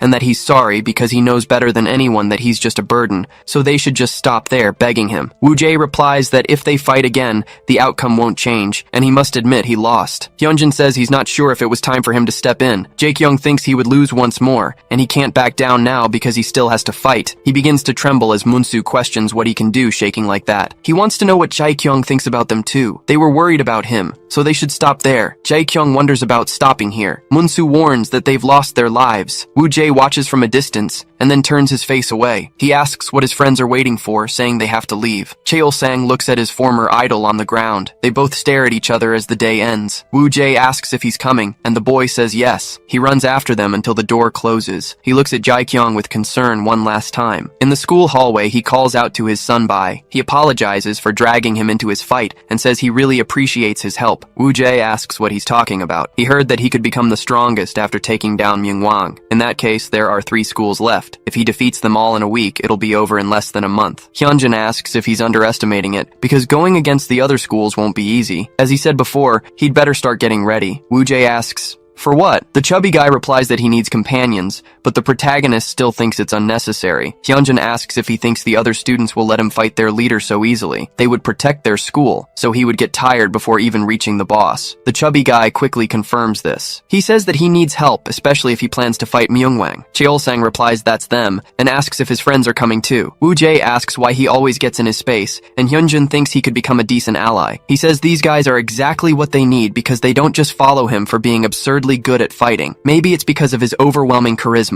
To be honest, he doesn't really hate Cheol-sang and even ate the pizza he bought. Everyone is surprised by this. Woo-jae covers the chubby guy's mouth, saying he gave him money to pay him back. Cheol-sang cries, and Hyunjin continues, saying they don't expect much from him. Woo-jae calls out to everyone, and they respond. Then he asks if they think they can keep their heads down and not screw things up. Everyone confirms, and Woo-jae tells them to do whatever they want. Cheol-sang asks if this means they can follow him, and Hyunjin confirms it for them. Everyone celebrates and starts walking behind their son-bai. Hyunjin thinks it's finally over and checks his phone. He sees a group where people are betting on Jae-kyung, but the chubby guy argues that Woo-jae won and runs after them. A few days later at Jimyong High, some students are arguing because one borrowed money and hasn't paid it back yet. The chubby guy says he's complaining so much over chump change. He managed to get money to bet, but not to pay back his friend. The big guy then punches him in the face. He grabs a chair while saying he wasn't in a bad mood. All the students are stunned as the chubby guy was about to beat up his friend, but the chair is stopped, and Jung-jin tells him to put it down. Everyone comments on this as the boy stares him down. The big guy yells for him to let go, so Jung-jin throws him away. That big guy complains that he's a self-righteous jerk, but he goes silent when he sees the chair in front of him. Jung-jin asks what was going on there. The boy mentions that the big guy took his money to bet and still hasn't paid him back. Jung-jin asks about a bet, and says he'll take this to the student council office. Elsewhere, a cashier announces that the food will cost 93,000 won. The chubby guy says he'll pay. This surprises Hak-young and Kim, who were taking out their cards. Walking outside, Kim asks why he's been paying so much recently, and the chubby guy replies that they paid way more before. Hak-young asks if that really matters. Kim says no, but it's really strange, because he suddenly got a new phone, and his new backpack and shoes are even from expensive brands. The chubby guy asks if he can't have nice things like that. Kim asks why he's acting this way. He was just saying he's been spending a lot. That chubby guy says that's enough of all this. He wants to know if they're going to the internet cafe to digest their food. He tells them to follow him, while Kim remarks that something isn't right. Elsewhere, Jung-jin says it's clear that a significant number of students were involved in this. It was Lunette, an illegal betting site. Youngmun says it's finally spreading to their school too. Jung-jin asks if he knows about it as well. The boy explains that he recently heard rumors that some school thugs teamed up to do this, but he never thought something so absurd would be true. Jung-jin replies that only students can use it, and they use coins instead of money, so it probably seemed like a game to them. Youngmun replies that they should postpone the emergency student council meeting until tomorrow, and Jung-jin agrees. But anyway, he comments that he found a lot in a short amount of time. He started looking into it because of all the recent student fights, and it's part of his job as a council member. So this could get more complicated since other schools are involved. It all leads to copies of student IDs or youth cards that link to a website. Myungwang Hai was handling that part, and Youngmun thinks it was him. Jungjin says Haseong was taking a lot of money from these kids who lose, and Mokjong Hai was in charge of scaring them into paying it back. Youngmun recognizes the names of all the schools, and Jungjin tries to say who was behind it all, but his friend finishes for him. It was Dawn. He thinks that if he hadn't lost the title of Myungwang, he could have solved this. Jungjin asks if he's planning to take back his place, but Youngmun questions if he could really defeat him if they fought again. He thinks that if he had listened to Jakyung that day, things would be different. Youngmun calls to Jungjin, asking why he doesn't become Myungwang instead. The boy asks what he's talking about, but dodges a punch from him. Jungjin wants to know what he's doing. Youngmun throws his fist once more, but it's blocked. Then the boy replies that he knew it. It was him, that hooded man. It was his turn to protect Jim Young now. Jungjin Nam must go and win the title of Myungwang. The boy asks what his sunbae is going to do about the whole. Youngmun runs off, saying he just remembered he had plans, and Jungjin calls out to his sunbae, but he clenches his fist, thinking there's no running from this anymore. Elsewhere, Byung-guk crushes a can and asks where the hell they were. Namseok says he'll call Jung-young, but the two of them walk through the door. Byung-guk throws the can, asking where they've been. The nerdy guy easily catches the can. Byung-guk asks what's the point of having a motorcycle if he's always late. Then he calls him a bastard. Jung-young replies that the Lunette meeting took longer than they expected. Profits have been stagnant for a few weeks, and as expected, they were only targeting students with clear limitations. Namseok was handling things at Myungwang High, but now they're planning to place a leader in each school. They are also going to open Lunette to other areas in a month. Namseok asks if the deadline isn't too short, because if they increase the interest rate like that. Jung-young replies that Lunette can be quite profitable, but it has many limitations and weak security. The next project is almost ready anyway. Namseok asks what will happen to him if Lunette ends. Jung-young tells him not to worry, because they still need their sunbae. Byung-guk says he's a smartass kid, but anyway, he wants to know about the thorn in the side of the gang loan sharks recently, because he knows how impossible it is to collect from them. Hyuk-jun and Mercury wouldn't hunt those guys down. Namseok replies that it's difficult to control the new leader of Myungwang. Byung-guk asks who the new leader is, and Namseok answers hesitantly. Then the giant says it must be that bastard Woo Jae. He asks if Hyuk-jun would really defy Seontai's orders. The boy tells him to shut up. He'll deal with it. Byung-guk asks if he wants him to step in, or if he's hesitating because they used to be friends. He wants to know why Seontai even accepted him, since once a traitor, always a traitor. Hyuk-jun rushes forward, telling him to shut his mouth, and Byung-guk runs at him, saying they should settle this now. However, the fight is stopped by Jung-hyung. He replies that he doesn't want to be disrespectful to the others, so they should stop right there. They both stare at each other, and Byung-guk turns away, saying that as a leader, he must be honorable. Jung-hyung responds that he hopes he won't go against Seontai's instructions. The chubby guy comments that he's a bit lost, and the nerd asks why he wasn't targeting Jin Seong. It wouldn't be easy to get them into his gang. Byung-guk says there's someone he wants to deal with no matter what. Just then, Rhea arrives and Byung-guk asks why she's late. The girl replies that she was busy, as he knows. Byung-guk says she looked like a little fox, and the girl complains about it. But anyway, Jung-young had called the person next to him. Byung-guk recognizes who that guy was. This catches Namseok and Hyuk-jun's attention, but the nerd welcomes him. saying he was happy to see him because he would help Lunette at Jimyong High School and help them too. In a forest in Mokjong, some delinquents order the guys to get on their knees. These bastards from Jinseong should be ashamed of themselves by now. Byung-guk thinks they're nothing and that idiot Jonghyung was causing trouble for no reason. He wonders if the guy who fought last time wasn't their leader. He has to run to him while he's messing with Jinseong, and when he does, he'll crush him to pieces. Elsewhere, some students are talking. One of them says there's an event, and if they sign up, they'll get 100,000 coins. The other two comment that it's incredible and they just need to send their student ID and youth card. The guy says that's right, and that he'll send the link because it's super easy, but someone arrives and calls out for Sang-min. He gets scared of Chu Ha-jin and Munsu. In a warehouse, they push Sang-min and throw him to the ground. Munsu asks if Jae-kyung didn't tell them not to do this at school, and if he's ignoring that now. Sang-min hits the wall, asking what else he was supposed to do. Jae-kyung hasn't shown up at school and isn't even answering his calls. The bastards from Haesung were coming after him every day,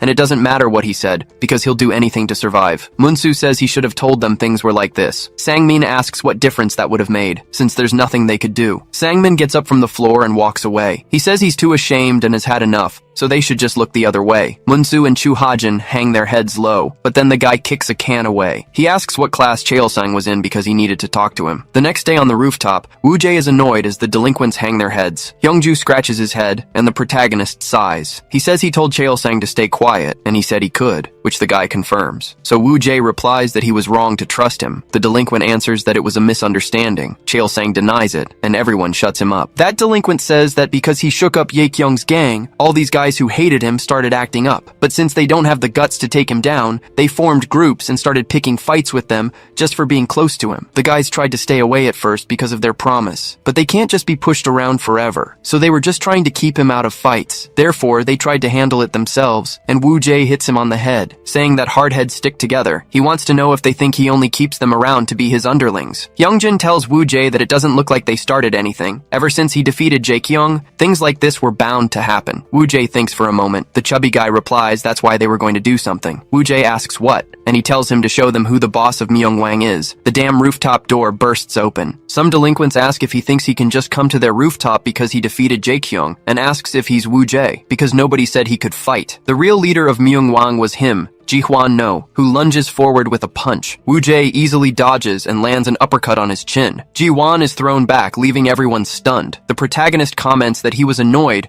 because his real fight is with someone else, but they were bothering him, so he was ready to end this. The delinquents watch as Woo-jae shows them how it's done. At dusk, near the bridge where the betrayal happened, Hyukjin takes off his glasses, remembering the moment Seontae said he had to become the Myung-wang. So he abandoned Woo-jae, who gets up and asks how that was a reason, telling Seontae to stop as he falls to the ground. Then, a friend calls out to Woo-jae and tells him Hyukjun is there. The guy runs to him and calls his name, but Hyukjun's eyes were red. Seontae appears and says he's twisted. Of all places, he wants to know why here, and Hyukjun puts his glasses back on. He says there's no better place to get Woo-jae than here, but he wants to know why he came back after getting beaten like that, and Seontae replies it must be for revenge. More importantly, he wants to ask him to hold Woo-jae off for a long time. Hyukjun replies that it seems he doesn't trust him. Seontae says they've been friends since elementary school, so he thought he would always be by his side. But 2 years ago, he sided with Woo-jae, so he thinks he's a little hurt by that, and he should understand. Hyukjun replies that he thought he did the right thing and still does,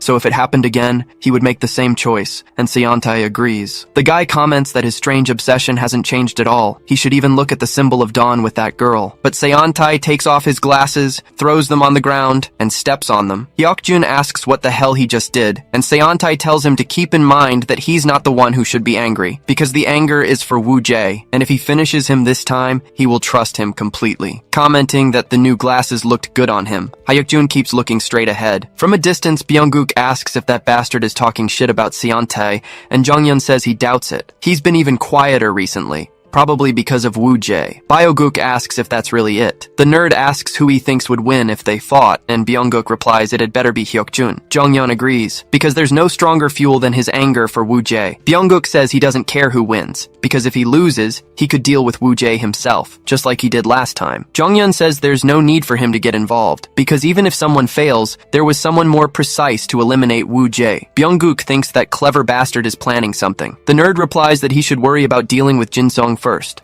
since the guy who fought him before was from there. Now it was time to go after the real target, and Byung-guk wonders how he knows that. Then he takes out his phone, looks at a picture of the chubby guy, and comments that he's going to finish the job, and he had gotten the bait he needed. Hak-young's sister opens the door and asks why Kim is there at this hour. He waves at Ha-yoon. His mother says if there's a guest, he should come in, seeing that it's Gi-young. Kim says good evening to Hak-young's mother and asks where he was. The guy enters the room and asks what he's doing in the dark. Then he smacks him on the head, saying a friend shows up and he doesn't even say hello. But Hak-young turns on the light and calls his friend. He had just gotten out of the shower. Gi-young turns around, startled, and Pil-young stands up. The guy apologizes to him. He just ignores it and says he put his clothes in the wash. Then he walks out and tells him to have fun. Hak-young says they will, and as soon as the door closes, Kim asks if he put his dad in a chokehold. The legend of his school in the second Myeongwang had been taken down by him, and Hak-young replies that it was all good. But Kim notices he still has the stuffed animal. He asks if he's not going to give it back, and Hak-young says he was going to but didn't get the chance. Kim tells him to make an opportunity, and to stop acting weird around girls. He replies that he just wants to be careful, remembering Hak-young at school when the girls rejected him. Kim replies that he should be careful with that face, and Hak-young calls him a bastard. His friend adds that he has a good heart, and someone will eventually notice. Then, the door suddenly opens. Ha-yoon says her mom told her to give you this, and Kim thanks her. The girl stares at them for a few seconds, but then she turns away. Hak-young tells him not to mind it, saying she's like that sometimes. Kim says it's okay, and that he knows why she always acts that way. If only he hadn't been involved in that thing back in middle school. Hak-young replies that it's in the past and he's quit all that sports stuff. Kim remembers that Ha-eun goes to Myeongwang High and suggests he could give it to her to deliver to the girl instead. Hak-young refuses, saying he should give it to her himself. Kim asks if they should go there tomorrow. Speaking of which, he asks if he remembers the guy they saw last time. Hak-young asks, what about him? Kim replies that he's now the strongest at Myeongwang. Hak remembers he said he was going to mess with Hyeri, but never did. Kim denies it, saying they're friends from the same class. Hak-young replies that he doesn't believe it. Gishong explains that in middle school he started a gang called Dawn, and its first leader was Woo Jae, but he got expelled and left. He wonders if it's someone with the same name, because if it's that Woo Jae, he would be famous. Hak-young asks why he's so interested in him, but Kim denies it. He just wants to know about the school, because not long ago some guys were totally beaten up by the Mokjong school, and Byung-guk was involved. Hak-young asks what that has to do with anything. Kim explains he was going to involve his school in illegal activities using Lunette, an illegal betting site, to threaten students. Hak-young replies that's pathetic. Kim says what worries him is that Chang-ho might get caught up in this pathetic mess. The guys from Mokjong have been hanging around school looking for him. It's only a matter of time before the two of them face off. If they fight again, I'll make sure he can never set foot in this school again. Hak-young shouts that he'll show him how strong he is, but he rips an arm off the plushie. Kim says he's going to Chang-ho's house tomorrow anyway. Elsewhere, he runs into an abandoned building, but several motorcycles pull up. Chang-ho tries to shield himself from the lights as Byung-guk greets him, asking how that bastard has been. At school, the guys thought Woo Jae was strong, but what they saw on the rooftop that day was completely insane. It wasn't just a victory, it was justice and complete domination. He wasn't bluffing. He could really become the next Myeongwang. They were clearly wrong about him. He's in a different league entirely, but admiring him isn't enough. If they want to help him get to the top, they'll need to get stronger. A delinquent comments that hanging out on the rooftop gives off a total MMC vibe, which obviously stood for Myeongwang's main crew. Hyungjun and Cheol-sang think they can't believe they have to deal with this guy, but Woo Jae smacks him on the head, saying he's making jokes without even knowing why he comes up here. Hyungjun replies that he's been doing it during every break, not just lunch. Woo Jae says he's been feeling uncomfortable. At some point, people started avoiding him or acting weird around him, and it hasn't been easy. He just figured it would be better to stay out of everyone's way. Hyungjun replies that he's the leader now, so maybe the others are just trying to be careful. Woo Jae says that, in the end, he's just another thug. His friend calls his name, but Cheol-sang says that avoiding it won't fix anything. He asks why he doesn't just own it, since he's not like Jae-kyung. And then, if he becomes Myeongwang, he'll still be different from the others. Woo Jae thinks that he's right, and avoiding it won't change a thing. He came back because he can't keep running away, but he says to wait a second, realizing he just agreed with a hard head. Everyone turns to Cheol-sang, and Woo Jae says he was right, because he's going to show them that he's different. But that goes for all of them too. They have to prove they're not like the rest. Munsu shows up wondering if it's charity day, but he says he needs to talk to Cheol-sang in a classroom at another school. Some students from the disciplinary committee are blocking other students from passing, while two of them look apprehensive. A nerd hits a classmate, asking if they all showed their bank accounts and talked about them, saying it shouldn't be that hard. Then he turns and hits another guy, asking what's the point of having a brain if he doesn't use it. He slams his hand on the wall next to a girl, asking if she thinks he didn't hit her because she's a girl. She says that's not it. The girl says that he got a new phone and other things, so he brought in results. If she doesn't do the same, then she'll have to pay in another way. But the door suddenly opens and everyone calls out Jongjin's name. The nerd replies that they were fighting over the girl, so he stepped in to warn them. Jongjin looks to the side and asks if he can have a moment. The nerd says that even if he is the president, it's a bit much for him to meddle in the disciplinary committee's affairs. Jongjin says yes, but there's a rumor that the committee is involved in some kind of illegal betting called Lunette. He asks if the Sunbai would care to explain. The guy says he's acting like this when he knows exactly what's going on. Jongjin repeats that he's asking for an explanation. The Sunbai says that ever since Youngman lost its title, the other schools have been provoking them non-stop, and now they're ready. Since a war takes money. And since the commissions were good, they kept it going. If Jongjin cares about the school, he should stay out of it, because the committee will handle it. Jongjin repeats that this conversation is going nowhere, and says he will escalate this to Youngman. The guy stands up, saying that student discipline should be about reform, not punishment, but he'll make an exception for him. Saying he always acts so righteous, it's no surprise they call him Little Youngman. Jongjin replies that he'll regret saying that. The committee leader says he wants to see how far he'll take this act. Then the guy says the committee needs a reform, including him. The committee leader rushes forward with his fist, but Jongjin dodges, making him hit his own friend. The guy asks what the hell just happened, but he ends up with his hands trapped. He screams that it hurts like hell. Another chubby guy charges, telling him to let him go, but Jongjin changes his grip and moves the council leader into the chubby guy's fist. He asks what the hell that idiot was doing, because they weren't supposed to do anything. Jongjin kicks his leg and the leader screams again that it hurts. Then the vice president of the council comments that he mentioned someone beating people for money, asking if it was from Dawn, but the man screams it was Myungwang. At Jinsong High, the teacher announces he's going to the faculty room for a second and tells them to stay focused on their work. Hak Yong screws a part onto his machine until someone calls him over and asks him to take a look at something. He gets pissed off watching the video. Byunguk says his friend dodged something and they have unfinished business, so it was time for them to face off. Hak Yong throws the phone on the ground. He grabs the student by his shirt, asking what the hell this is. He replies that he doesn't know, and the guys from Mokjong made him deliver it. Gisyong bursts through the door, yelling and asking what happened to Changho, but seeing his friend, he says he must have seen it already. They both run, telling Changho to wait. Elsewhere, they find Mokjong's sign. They end up in a forest. Cheolsang asks what they want and why they brought him here. Munsu replies that he heard he and Jaekyung were close in middle school, so it pisses him off when he acts like he hates it. To him, Jaekyung is a thing of the past. Then he walks away with Chu Hai-jin, but Cheolsang tells Jaekyung to come to school, and then they can settle things once and for all. Outside, he finds Woo Jae and Hyunjin watching. The protagonist asks why the chubby guy was spying on people, and he plays it off. Munsu tells Woo Jae not to get arrogant,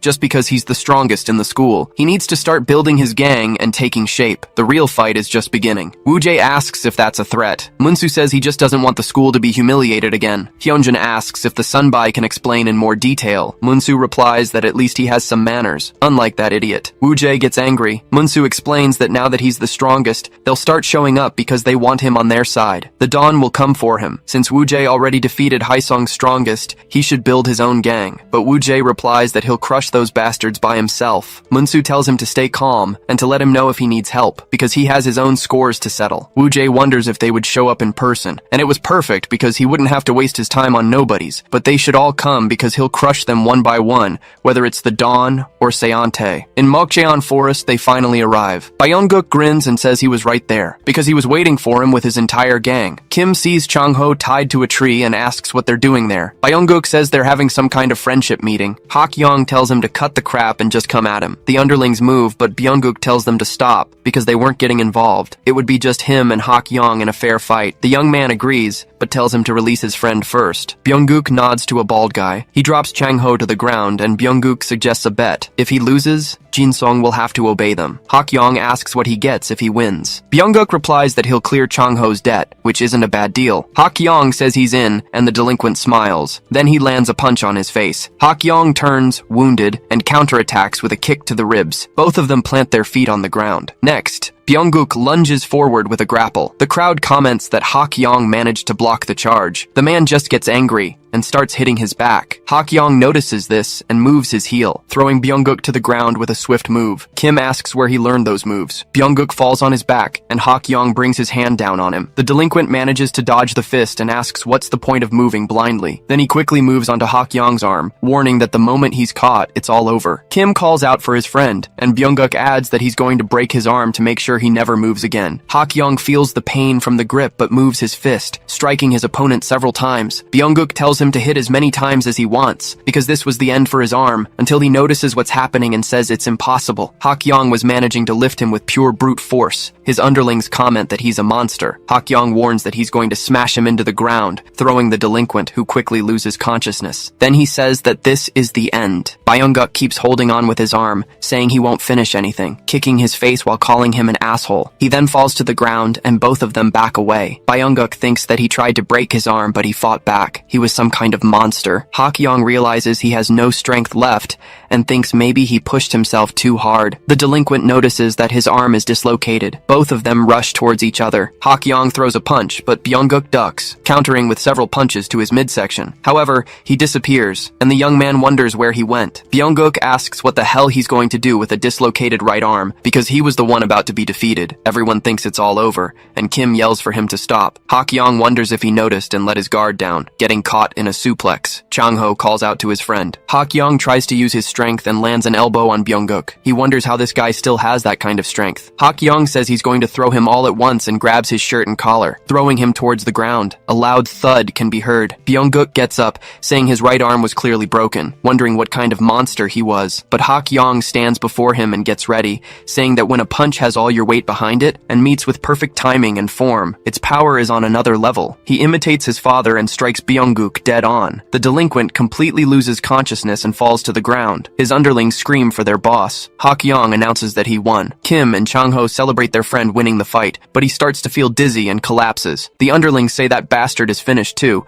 and they should gang up on him. Hak-yong curses, unable to move, but his friends step forward, declaring they will protect him, so they tell everyone to bring it on. As the day ends, they walk home together. Chang-ho stops and apologizes. He was curious at first, but once he started making money, he couldn't stop, and when he started losing, he got in deeper, trying to win it all back. But honestly, he's grateful he could use that money with his friends, and they know how things are at his house, especially Hak-yong. If it weren't for that incident, he'd still be playing sports. The young man replies that it wasn't like that. Chang-ho says he's the worst kind of friend and truly regrets everything. Kim steps forward with his fist, asking what the hell this was about paying them back and being a burden. The blow sends Chang-ho flying. Kim yells that he's a pathetic loser, and if he really thinks of them as friends, he shouldn't spend dirty money on them. Chang-ho replies that he's sorry and doesn't deserve to be their friend. Kim tells him to shut up, because if he really was a burden all this time and really did that to them, then he would keep being his friend and make things right. Chang-ho starts to cry and hugs them both, but he asks about what's next, because the Mokjong idiots wouldn't just sit back. Kim says they were lucky, but Byung-guk is the leader of the Dawn. Chang-ho says they won't stay quiet after their leader was knocked out, and Kim adds that the current Myung-wang is connected to the Dawn. Hak-yong thinks that if he becomes the Myung-wang, he'd be able to protect the school and his friends, so he asks if step 1 is to take over the whole school, if he wants to become the Myung-wang. Chang-ho asks where that came from, and Kim doesn't think he's serious. Hak-yong says he's tired of these idiots showing up. Kim thinks that Pil-yong's son is on the path to the title, and that's just absurd. On Mokjong Mountain, a fat guy says he bets the Jinsung idiots are having a good day, until he hears a noise and asks what it was. Suddenly, everyone lines up to let the two of them pass. Byung-guk was sitting on the ground, thinking how humiliating this was. Remembering when he was knocked out, he smashes a bottle. Seontae comments that he looks really pissed off, but he had said that Mokjong had Jinsung under control. Byung-guk says it was shameful, but yes, they did, until someone stronger showed up, and Jong-hyun reveals his name, revealing he was the son of the second Myung-wang. Seontae says that in that case, it's no surprise he lost. Byung-guk is surprised, and the leader comments that the whole community was talking about his defeat. The delinquent asks how and who posted it. Seontae asks if he really thinks fair rules apply to him, and if running Mokjong was more important than leading the Dawn,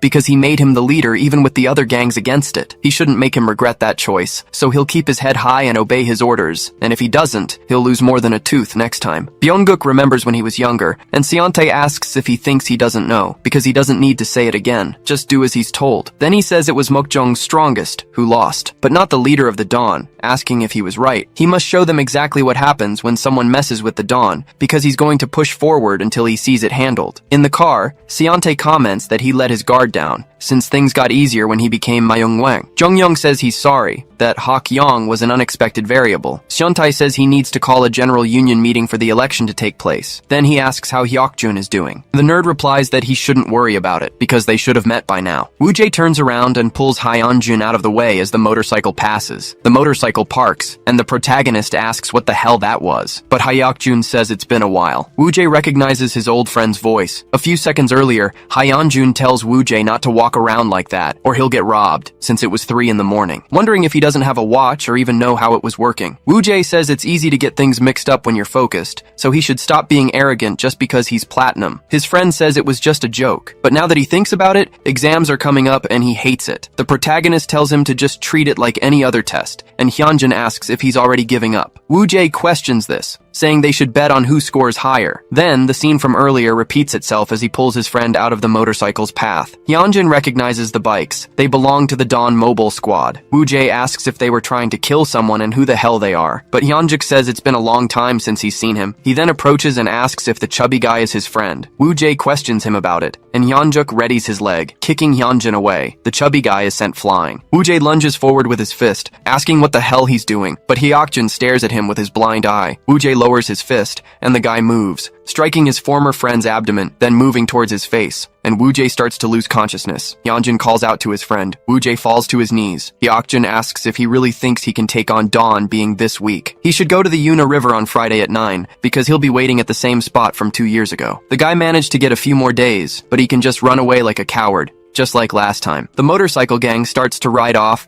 and Hyunjun calls out to his friend, but he notices Woo-jae sighing. The next day at Jinseong Technical High School, a student asks if they've heard. Hak-yong took down Byunguk in a single blow. That means their new number 1 is Hak-yong. In the cafeteria, he questions why, once he becomes the strongest, no one would bother him. His friends reply that this is correct. Hak-yong replies that it doesn't seem that way. Kim says they know how strong he is, but as he said before, becoming the Myungwang isn't an easy path. Some of the guys in Dawn are the strongest from schools that have produced Myungwangs, and if he's not careful, he could end up facing them directly. Hak-yong replies that he doesn't know about that, and doesn't care. If he becomes the Myungwang, no one will mess with them, and that's all he wants. Kim says he'll help him on this path. Changho agrees, saying he'd be his loyal man. But anyway, they want to know when he's going to Myungwang High, because if he goes, he should take them along because of that guy named Woo-jae. Hak-yong asks why they're bringing him up, as it completely ruined his appetite. Kim replies that he wants to check if it's the same guy he mentioned before, and the guy asks what if that idiot is him. Changho asks if they've ever seen Hak-yong lose to anyone. His friend wants to know why he's so irritated, saying he just means things will get complicated if it's the Woo-jae he knows. Suddenly, a loud noise is heard, and a delinquent asks if the idiot is blind. The boy replies that he tried to move out of the way. The delinquent kicks him, asking if he's saying it was his fault, asking if he wants to mess with him and get his leg broken. But Hak-yong shows up saying that's enough. The delinquent says this limping bastard messed up his uniform. Hak-yong moves his hand quickly and hands a cloth to the delinquent, telling him to wait. The boy tells him to use it to clean himself up. The limping student walks away, and Hak-yong watches from a distance as he was heading towards the school exit. At Myungwang High, Hyunjin looks at his friend. Woo-jae was thinking that he was the strongest in Cheonggu and a member of Dawn, so he wonders why, of all people, his opponent had to be Hyokjun, and why he was still in Dawn. Hyunjin thinks he probably knows who he is, but there's something about the way he reacted. It wasn't something he could ask him right now anyway. Then, Hyeri pats the protagonist on the back and calls out to him. Hyunjin calls out to the class representative to warn her, while Woo-jae just ignores her. Hyeri tells him to call her by her name because he's embarrassing her. The chubby guy asks if she's going home for once. The girl replies that she isn't, because there's a general student council meeting. She almost mentions the council president, but changes the subject, wondering what's up with Woo-jae, because he's all serious and not even responding. Hyunjin says maybe he's just having a bad day, but tells the girl to wait. Hyeri approaches Woo-jae. Noticing his lip,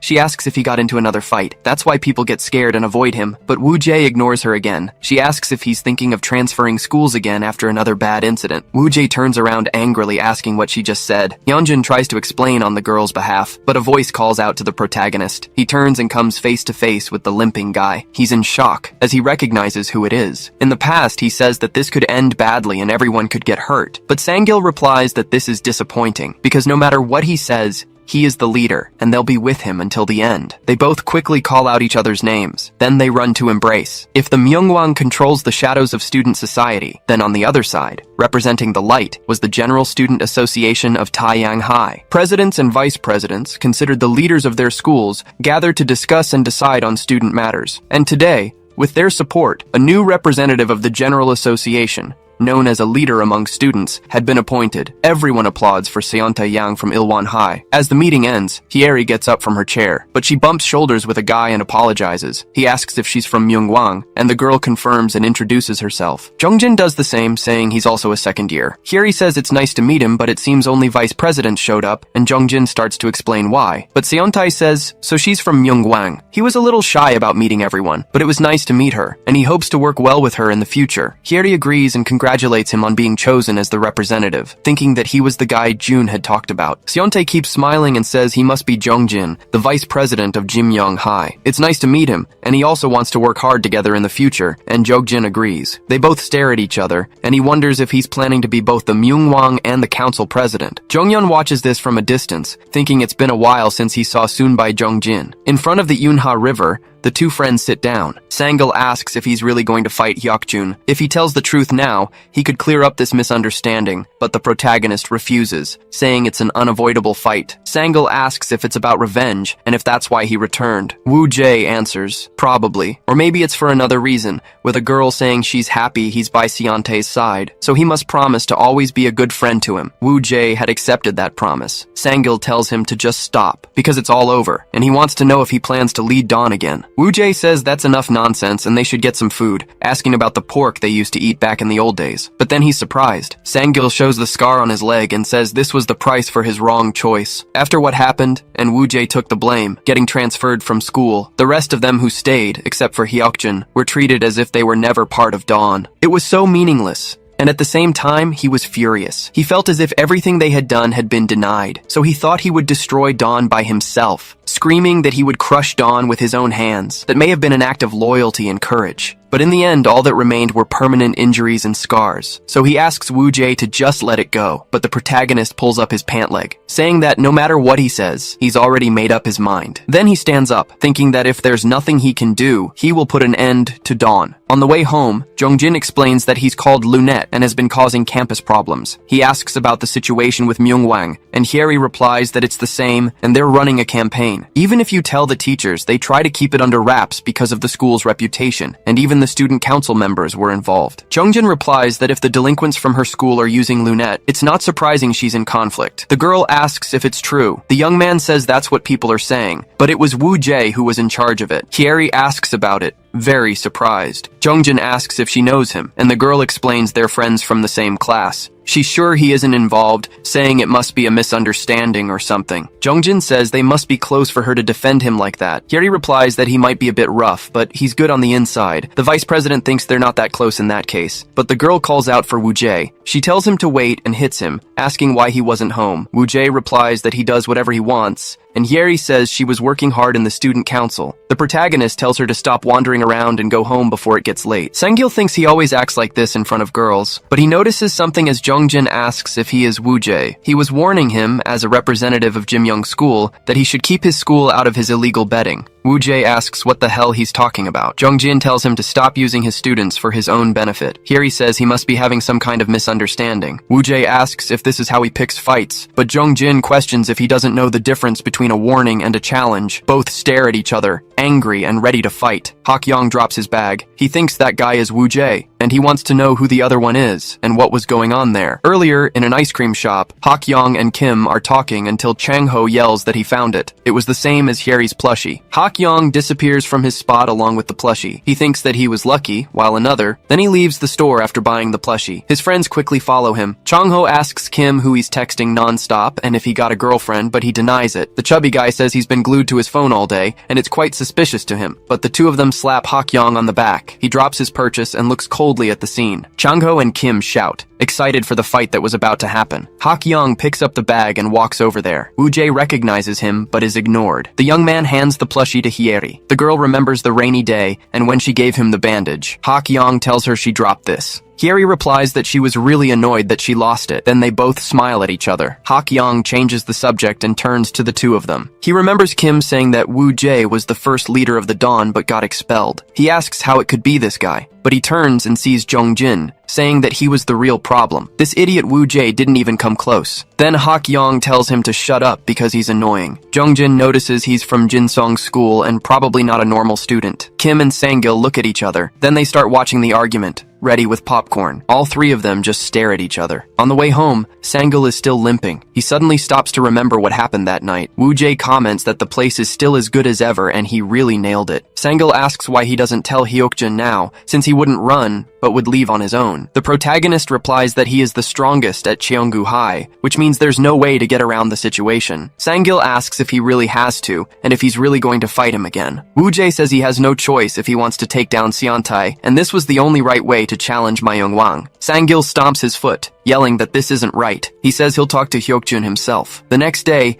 Hyunjin sits on a school bench. He had asked if Woo Jae was kidding, but he asked him not to tell Cheol-sang and the others. Hyunjin wonders if he's really going to the Mercury hideout by himself. Cheol-sang asks what he's talking about, and Hyunjin is startled by them. The group asks if they weren't the guys from Cheonggu, and that their leader was in the Dawn, adding that he heard they're violent for going around with tools like that. Cheol-sang wants to know what he was talking about. Hyunjin says it was really nothing, but the delinquents say they'll be the ones to judge that. Woo Jae gets ready and starts walking toward the location, but he notices his friends and asks why they are there, complaining about that idiot Hyunjun. Then Woo Jae tells everyone to go home. Cheol-sang says he really doesn't understand why he's going alone, but knows that's why he was looking for them, but he needs to think about how worried they are about him. This time, they're going with him. Hyunjin says they should try to go wherever he goes. Woo Jae complains that they're impossible. He keeps walking forward and bumps Cheol-sang's shoulder. They all look at him fearfully, but Woo Jae asks if they aren't coming with him. They all shout that they are, and the protagonist cracks a smile. They finally arrive at the Mercury base. One of the delinquents notices they're there. Then the groups face off. Hyunjin thinks this is intense and maybe he shouldn't have come. Woo Jae asks where Hyokjin is. One of the delinquents tells him to come with him. The protagonist tells his friends to stay put, saying he'll be back after he wins. He turns and walks over, thinking that even if it's Hyokjun, he has no choice but to fight. Hyokjun thinks he'll have to be the one to take down his old friend. Both prepare for battle coldly. Hyokjun was waiting with a motorcycle beside him. Then he remembers when he was kicked. Byunguk says this one-eyed guy wanted to lose his life and thinks he's still the strongest in his class. Hyokjun thinks he transferred without a word, and he wants to know if he had really run away. Byunguk asks if he really thinks he can land a punch with an eye like that. He says it's really distressing, taking off his eye patch. Hyokjun shields himself with his hands, complaining that these guys were really asking for it. Two others hold him down and ask if he thinks he can defeat everyone with just one working eye, saying he was nothing but a traitor. Suddenly, the door is kicked open, and Seontai sends him flying. Then he looks at the other two and punches them in the face. They all fall to the ground in front of him. Byunguk questions what's wrong, saying this guy was the one who betrayed the Dawn. Seontai says this is nothing but a fight between friends, and more importantly, he pins him to a locker while saying he was out of line for thinking he could mess with Hyokjun. Then he tells all of them to kneel. Seontai picks up the eye patch and asks if he's okay, while Hyokjun wonders why he's helping him. He was the one who stood by his side. Woo Jae was a coward and not his friend. Back in the present, he asks what brings Sangil there. He explains that he's getting it all wrong, and Hyokjun asks about what. Sangil says that Woo Jae didn't run away from anything. He left to keep them safe, because Seontai had planned everything. But Hyokjun replies that he's the one who's got it all wrong. He says he doesn't give a damn about that pathetic past,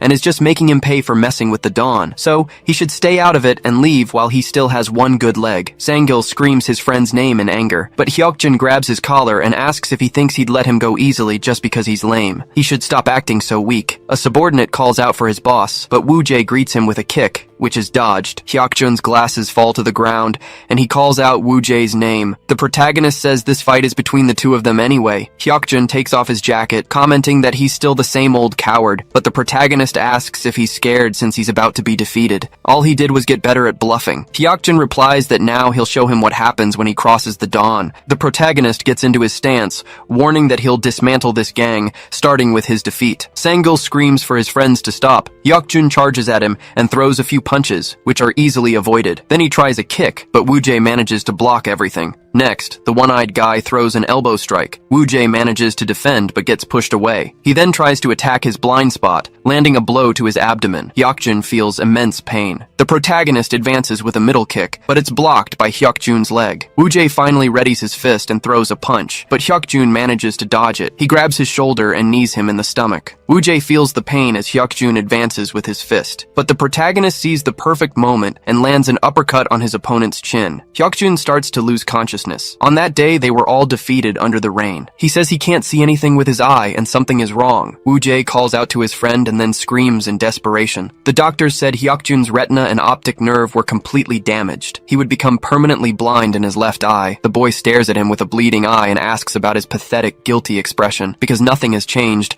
and he can still knock him out with his own hands, landing a heavy punch. Woo-jae's back hits the wall. Sang-gil thinks that Hyukjun has gotten much stronger than before, but it seemed like Woo-jae was holding back out of guilt. Hyukjun gets up and moves forward, saying he came at dawn with that pathetic skill level, and tries a kick that Woo-jae easily dodges. The protagonist plants himself on the ground, lifting his head right after. Hyukjun appears and says he has no chance against Seontae, so he should run away like he did before, then strikes him in the stomach. In the past, Hyukjun asks why he was doing this. Seontae replies that it's because he needs him. The boy asks how he could say that after what happened. Seontae asks if he's blaming him for what happened to his eye. They've been friends since childhood, so he wants to know why he thinks it ended up this way. The dawn grew larger, and establishing a hierarchy was inevitable, but it was Woo-jae who opposed it and caused the internal division. If it weren't for him, he would have already taken over all the schools in Taeyang. Hyukjun says he feels the same way, and that there shouldn't be a hierarchy among friends. Seontae says, the one who said that left without a word, and wonders how someone who acts like that deserves to talk about friendship. The one-eyed man replies that he must have a reason. He's sure of it. But Seontae says he was just scared of what happened, or maybe he left because he didn't want to get caught up in all these problems. Even with these unavoidable circumstances, he could have just called or sent a text. He asks what he expected from someone he'd only known for a few months. Then he gets angry remembering all of this. Seontae watches and explains that it was just the beginning of the dawn, and they must stick together. First, in 2 years, they will take over every high school in Taeyang. Hyukjun asks what he could do with one eye when he can't even defeat the weaklings. But Seontae tells him not to worry, as he could get strong again. The one-eyed man asks what he means. Then Seontae says he just had to push through the hard times ahead. Back in the present, he strikes Woo-jae's abdomen. Sang-gil screams his friend's name. Hyukjun tells him to go down, but the protagonist blocks the blow and tells him to cut the crap, landing a straight punch on his chin. Hyukjun staggers back from the hit. Woo-jae says he'd be lying if he said he didn't feel guilty, but that doesn't mean he's going down here, because he has to take down Seontae, so he charges forward. Hyukjun throws a straight punch, but the protagonist dodges it. He lands a hook to his abdomen. The one-eyed man tries another strike, however Woo-jae dodges it again, setting up a punch that connects with his opponent's face. Hyukjun starts to fall back, but plants his foot and tries once more. In the past, Kang Dong-ho enters the gym,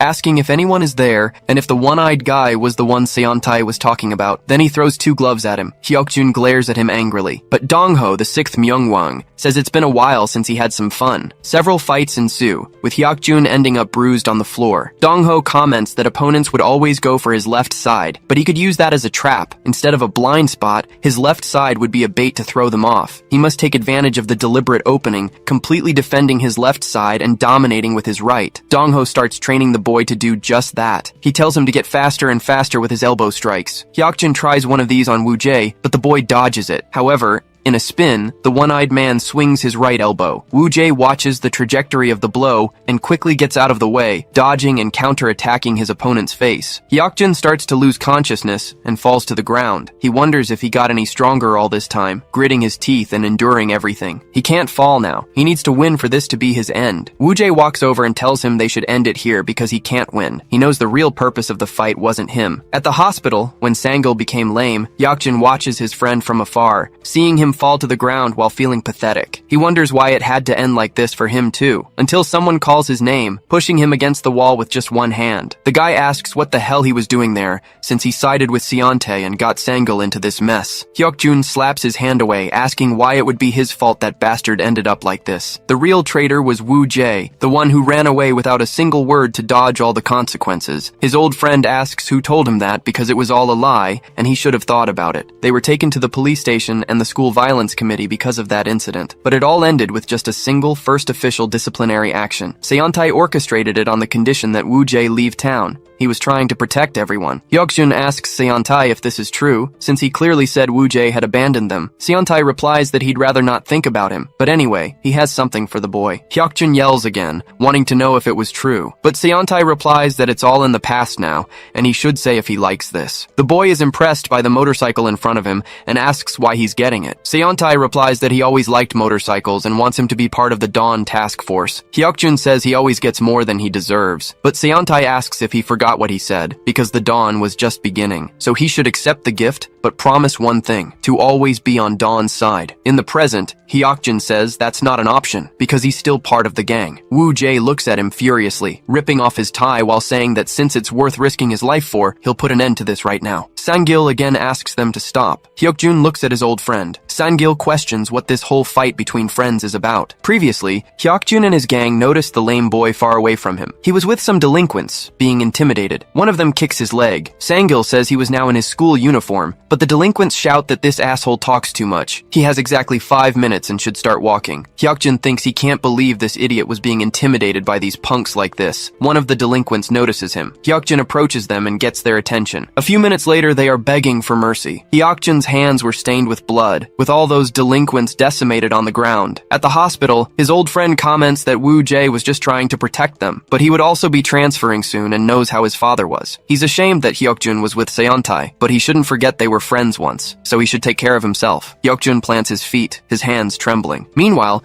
Woo-jae prepares to fight angrily. The boy clenches his fists, remembering the past. When Byung-guk said Woo-jae was back, Seontae suggested taking care of him. Hyuk-jun wonders if he could really defeat Woo-jae, as it seemed completely impossible. With Dawn's ace cards, Jonghyun and Doyeon, and the rest of the gang being on a different level compared to middle school, all that awaited Woo-jae was a miserable end. He didn't have even a 1% chance of victory. Hyuk-jun spits blood on the ground, thinking he'll take care of Woo-jae himself so his friends don't suffer again. He was going to win this fight. So he charges once more very fast against the protagonist, trying a cross punch to his face. He then feints with his elbow, but Woo-jae manages to block the blows, then counterattacks with a fist to his chin, hitting Hyuk-jun squarely once more. The boy is thrown back by the impact, but he quickly plants his feet on the ground, trying another punch that Woo-jae easily avoids. An absurd exchange of blows occurs, with the protagonist dodging them all. The subordinate in the mask just records it on his phone, remembering that if Hyuk-jun loses, all Mercury needs to do is knock out Woo-jae, because Cheonggu-hae can't be defeated by Myung-wang. Sang-gil quickly realizes all of this. Outside, the two groups stare each other down with extreme hostility. Hyunjin wonders if this would really end in a single fight, but the phones of all Mercury members ring. They look quickly and wonder if everyone got that text. Chael-sang and his colleague realize it right away. While the Mercury members say they should go after the head of Myung-wang-hae, Chael-sang gets in the way and says not so fast. They aren't going anywhere until the fight is over. Hyunjin wonders why his bad feelings are always right. One of the delinquents comments that he leaves them no choice, yelling to take down everyone there, and so a widespread brawl breaks out. Hyunjin starts running until he's hit by a punch to the face. Chael-sang notices this quickly and runs to him, landing a kick that sends the delinquent flying. He tells his sunbae to get out of there since he doesn't know how to fight, but one of his friends falls beside him. He asks if Seokmin is okay, and the delinquent complains about these bastards. The Mercury members keep advancing until a voice shouts asking who they were. One of the delinquents is hit with a fist to the face and then falls back thanks to Munsu. He answers that they were Myung-wang-hae. Hyunjin says that Sunbae Munsu really came. Another delinquent tries to call his friend, but Chu Haijin charges forward,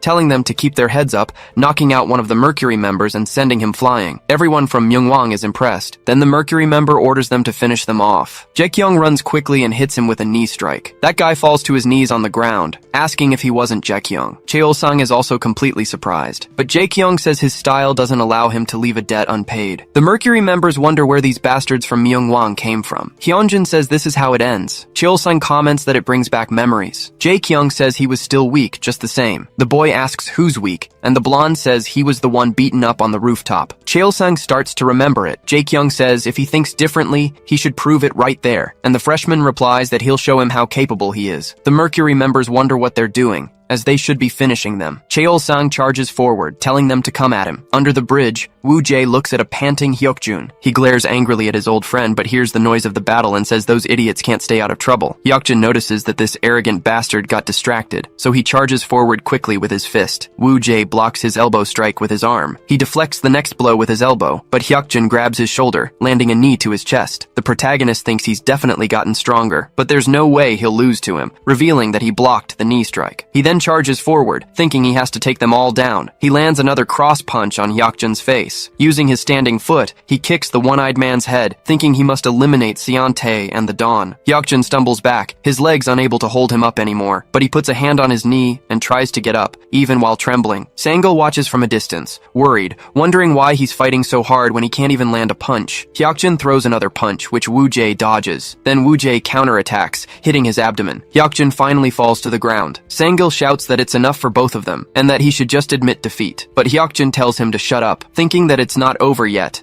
and that he has to win this. He wonders why he had to come back now as his vision starts to blur. Hyuk-jun thinks he should have just stayed away and gotten out of all this chaos. Woo-jae repeats that they should end the fight there. He lands a punch on his face with all his might. With that, Hyuk-jun is finally knocked out. The vice leader of Mercury and Sangil watch from a distance, but everyone breaks into a smile because Woo-jae took down Hyuk-jun. Cheol-sang notices this and shouts to his sunbai as a member of Mercury charges at him. Woo-jae quickly looks back. He counters the blow with an uppercut to the chin. The delinquent falls to the ground, trembling, as he tries to reach for a screwdriver, but the protagonist stomps on his hand, preparing to hit him again, until a voice shouts for him to stop. Hyuk-jun says it's enough, that he lost. Woo-jae replies that it wasn't exactly a happy reunion, but he was glad to see him again, stronger than ever. Hyuk-jun tells him to stop acting so arrogant just because he won, but he looks over at Sangil by his side. Sangil comments that they should leave together, the three of them this time, and Hyuk-jun replies to just not let those idiots bully him. The two of them watch their friend leave. Hyuk-jun notices something beside him. Jae-kyung warns him that they'll settle the score soon,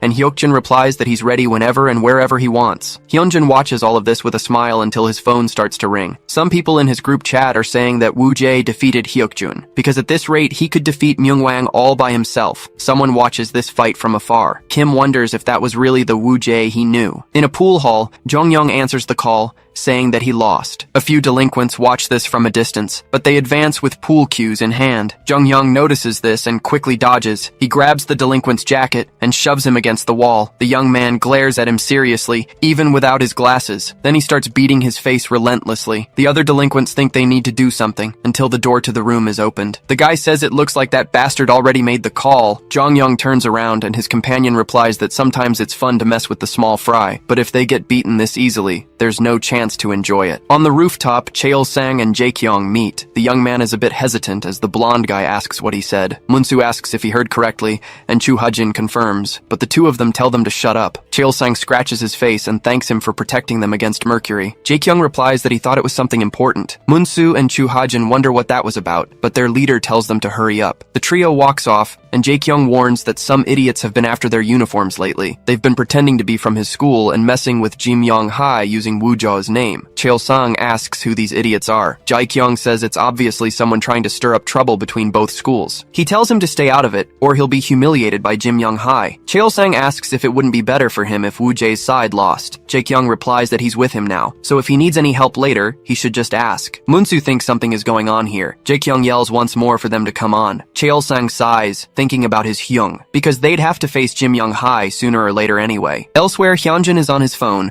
wondering who Woo-jae's next opponent will be, whether it'll be Yeogman Kang, Byung-guk Kim, or even Hak Young, until he notices something in the alley. He remembers that's where they first met, and it was a pretty embarrassing moment, but since then, his school has really changed. Whoever his next opponent is, he wants Woo-jae to win and become Myung-wang, since it was his school that started the legacy after all. Until he hears some people in the alley shouting that the trash from Jim Yong-hai is begging to be killed. They're beating up a kid in the alley. He's apologizing, saying he didn't want to do it. Hyunjun remembers the time he was bullied and gets angry. He grabs a trash bag and charges forward, questioning what those bastards are doing. But he notices they're from Myung-wang High. The delinquents ask what he's doing and if he wants to throw that at them. So they decide to leave and forget about it. They bump Hyunjun's shoulder as they pass, and he notices the name Wang Gi-min on the uniform. Earlier, he had asked Wang Gi who the bastards were that stole his uniform, but the nerd said he had no idea. Hyunjun shouts that they're not from his school. He demands to know who they really are. At Jimyong High, Jungji walks through the hallways. He starts to remember something from earlier. He'd asked Jung if he was sure it wasn't the dawn, and Jung replied that they usually leave things to the boss and don't get involved. Jungjin says it's hard to believe they're being bullied by Myungwang like this. Jung replies that they're ashamed of it too, but ever since the school's leader changed, these guys have been acting like they own the place. They're a group of students who were beaten up by the assholes from Myungwang, and if Yugmon hadn't lost his title, they could have fought back. Jungjin tells him not to blame Yugmon for it. Jang just continues, saying the new leader of Myungwang is Wu Jae, and apparently he also took down all the strongest guys from Haesung High. He also heard that Wu Jae is putting an insane amount of effort into his role as leader because he's trying to join the Dawn. People are saying he uses money to expand his power and challenge the title of Myungwang. And this isn't an excuse, but if Yugmon hadn't lost his position, he wouldn't have to do anything to ruin his reputation. If he really cares about the students, he should handle this himself by defeating Wu Jae and then trying to become the next Myungwang. If that happens, maybe things can go back to how they were before. He misses the peaceful days at Jimyong High when Yugmon was the Myungwang. Jungjin approaches the school gym. A student says the vice president is already very strong, and Jungjin replies that maybe it would be better to ask a teacher for help, but the kid says he can't, because he'd end up on the school's blacklist. Jungjin says the disciplinary committee seems to have something against him, and while he won't ask what it is, he just needs to be honest. The young man nods at him. Jungjin asks about the others on the council with him that day, and the student says they can't do anything. No one wants to make it obvious, but there are many more people like him. Jungjin asks when it started. The student replies that it wasn't long after Yugmon lost his title as Myungwang. Jungjin asks if he's blaming him too, but the boy denies it, saying he just misses the days when he was the Myungwang. At least then, it didn't feel like hell on earth. Jungjin meets up with several students and Yugmon, who says they've been waiting for him. The young man says he's not sure if this is necessary, but becoming the Myungwang is the fastest way to protect the school. He feels he has no choice and is sorry about it. Yugmon says it seems like he's confident about winning. He hopes Jungjin becomes the Myungwang, but he can't lose without at least putting up a fight, so he tells him to get ready and asks if he's prepared. Jungjin moves closer, and the two begin to exchange blows. Later, in front of the river, Wu Jae stands beside Sangil. They look towards the bridge until Hyokjun's motorcycle approaches. The young man parks and takes off his helmet. Then the three of them glance at each other. At Jimyong High, Yugmon falls to the ground, saying that Jungjin had won. Jang thinks that he knew he wasn't a normal guy, but he didn't expect him to be this strong. Yugmon says he didn't think he'd be completely outmatched, and Jungjin replies that he's sorry, but his friend tells him to save the apologies. He's in charge now, so he must keep the school safe. He shouldn't forget that, because it means he's going to be the next Myungwang. He then pats him on the shoulder,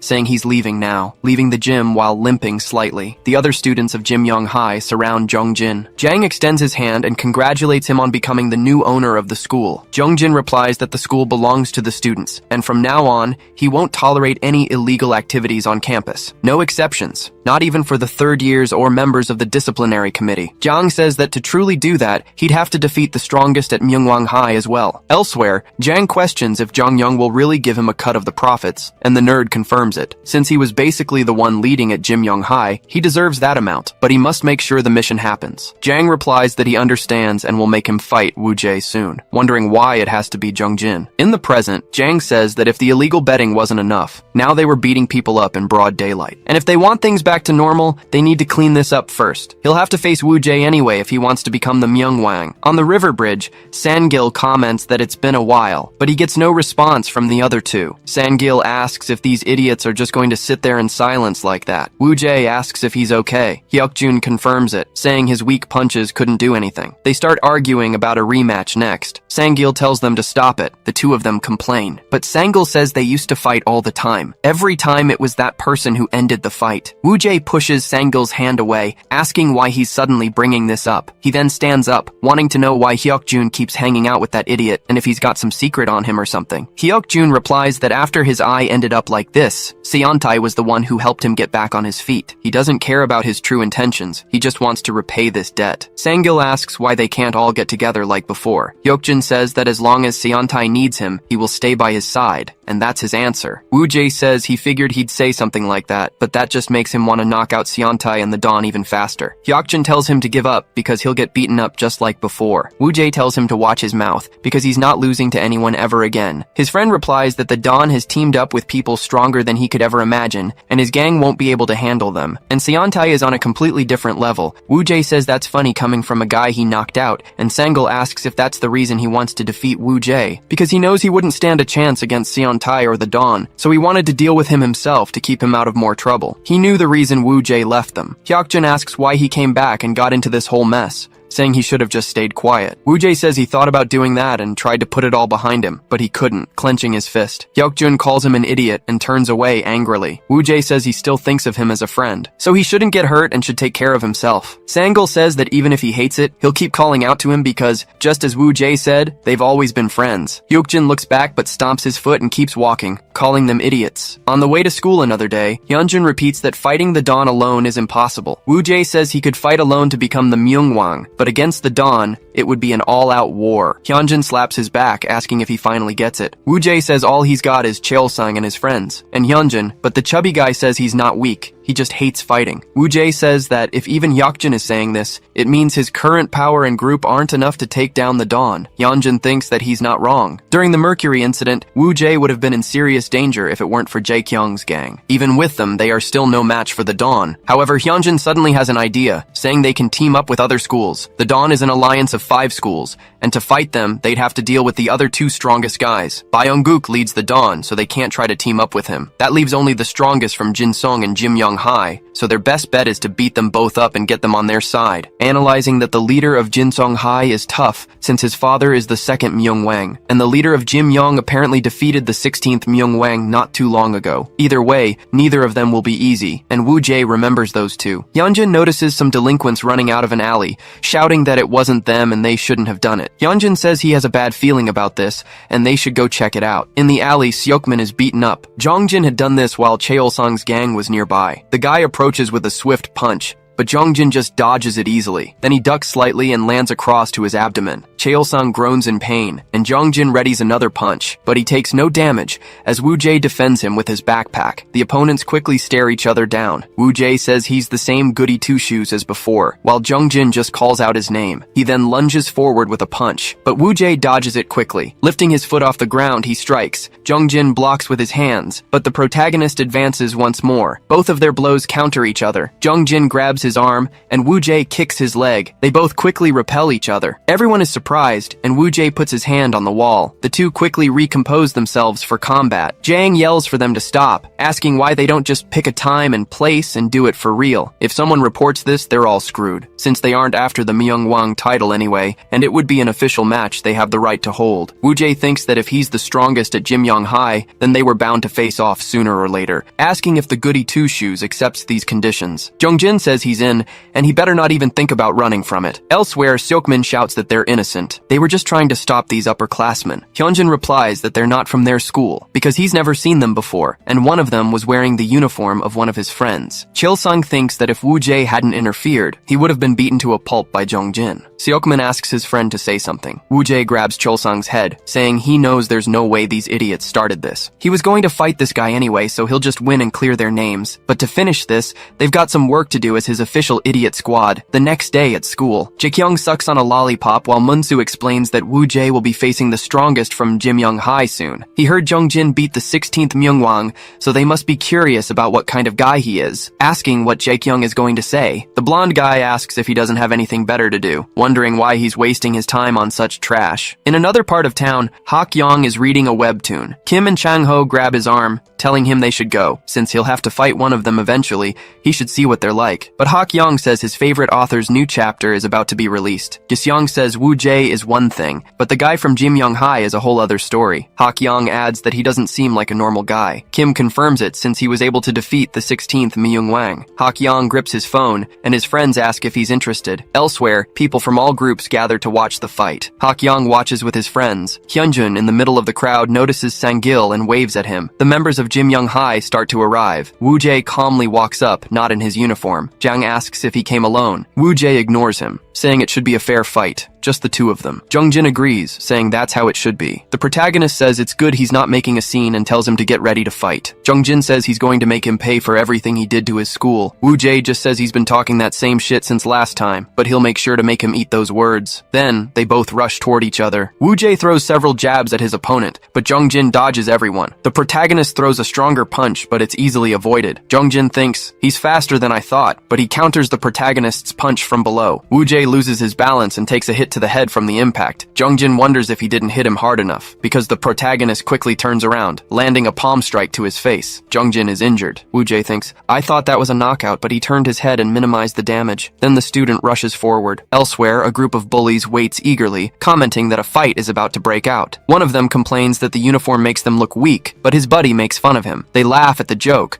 playfully telling the other to shut up. Just then, one of their phones buzzes, and he pulls it out to check the notification. He confirms the money has hit his account, showing the screen to his partners. With a victorious smile, the young man says they're not suckers anymore. He gets pissed and decides to throw away his uniform, yelling for them to get rid of them. But as he's about to leave, a strong hand grabs his arm, stopping his escape. It was Woo-jae and his crew, who show up saying they caught the little punks red-handed. Without a second thought, Woo-jae lands a powerful punch right in the guy's face. The impact is so strong that the bully flies backward, completely stunned. The fight gets serious, with the two trading fast blows and glaring at each other with hatred. The scene changes, showing that from above, two people were watching the whole commotion. It was Jungjin and Hak-yong, with Jungjin asking who he thinks will win the fight. Jungjin then tells his companion that he'll leave the guy from Jim-young for him to handle. Back in the fight, Do-yeon-baek's phone vibrates and he gives a slight smirk. Looking at the screen, he sees they've managed to track Mark, who has been found. Hak-yong then announces he's going to get the little squirrel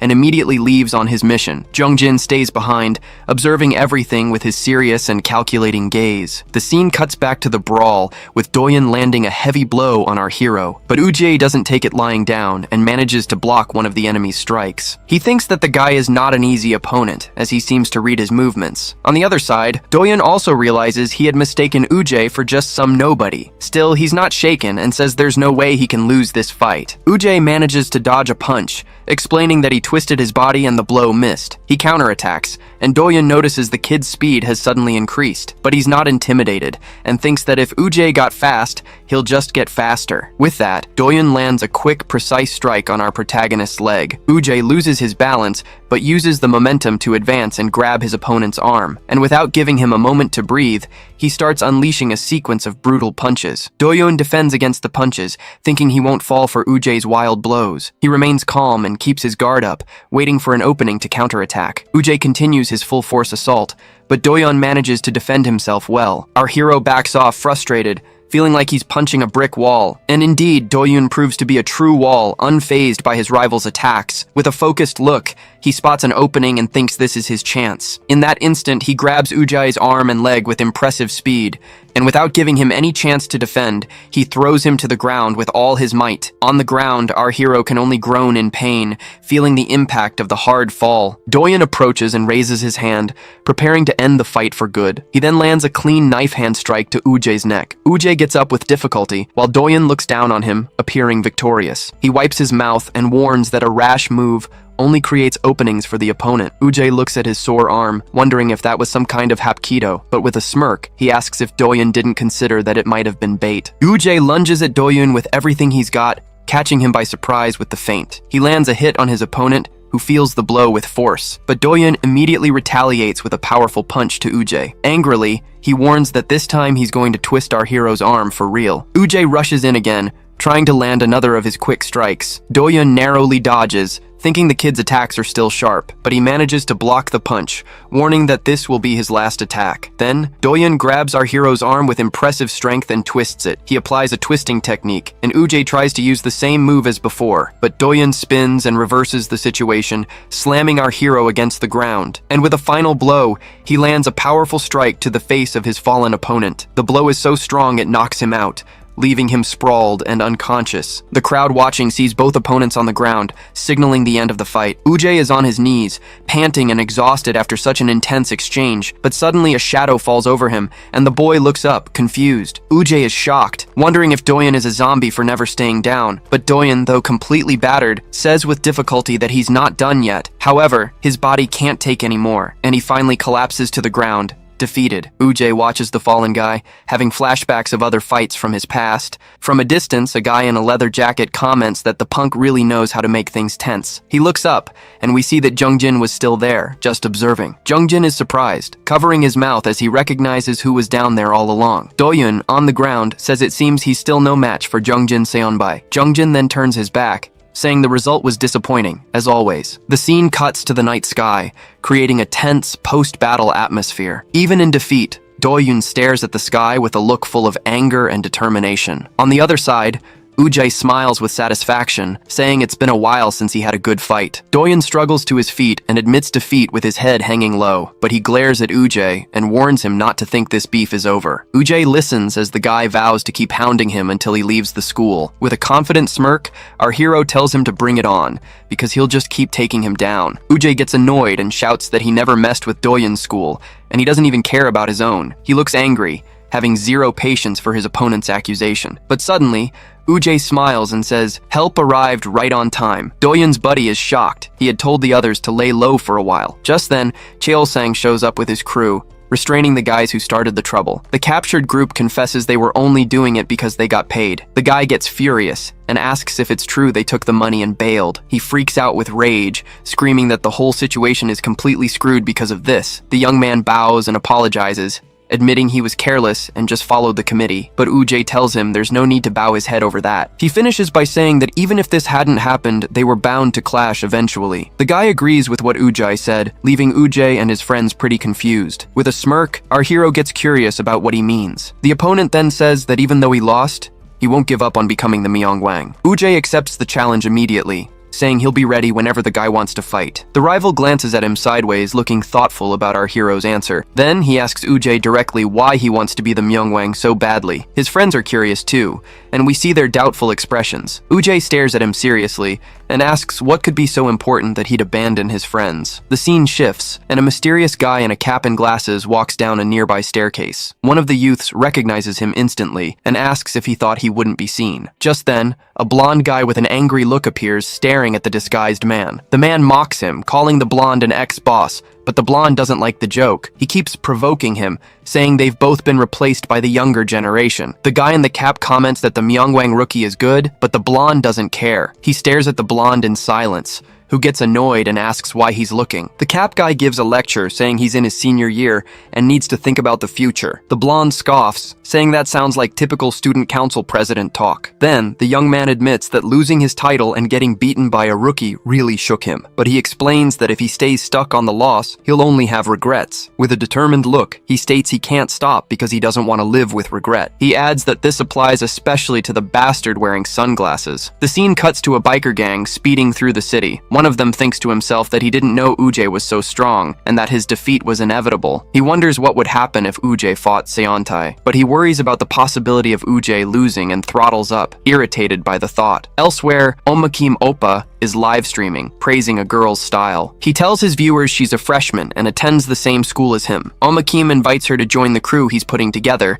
and she accepts. He says goodbye, telling her he'll see her at school, and night falls over the city. But from a distance, someone watches everything and raises their phone to record the whole scene. He watches some girls on the street, commenting on how mature kids are these days, but he wonders what's going on with high schoolers nowadays. Then he turns back to the stream and asks the chat to show lots of love for his program, Teen Excel. In the chat, someone recognizes the girl and asks if she's from Myeongwang High, surprising him. The camera focuses on Hyeri Chai, a student walking by with a totally different vibe. He finds her vibe interesting and asks his followers if he should go talk to her. Omakim approaches her, asking if she's from Myeongwang and if she has a moment to chat. The girl gets a bit nervous at the approach and declines, apologizing, but he insists, saying he can't let her leave when the fans are so hyped. He turns the camera toward her and asks the viewers to help convince her to join in. Firmly, Hyeri asks him to put the phone away, since she already said no. The live chat is ruthless, and people start mocking him for getting rejected. Omakim gets furious at the situation,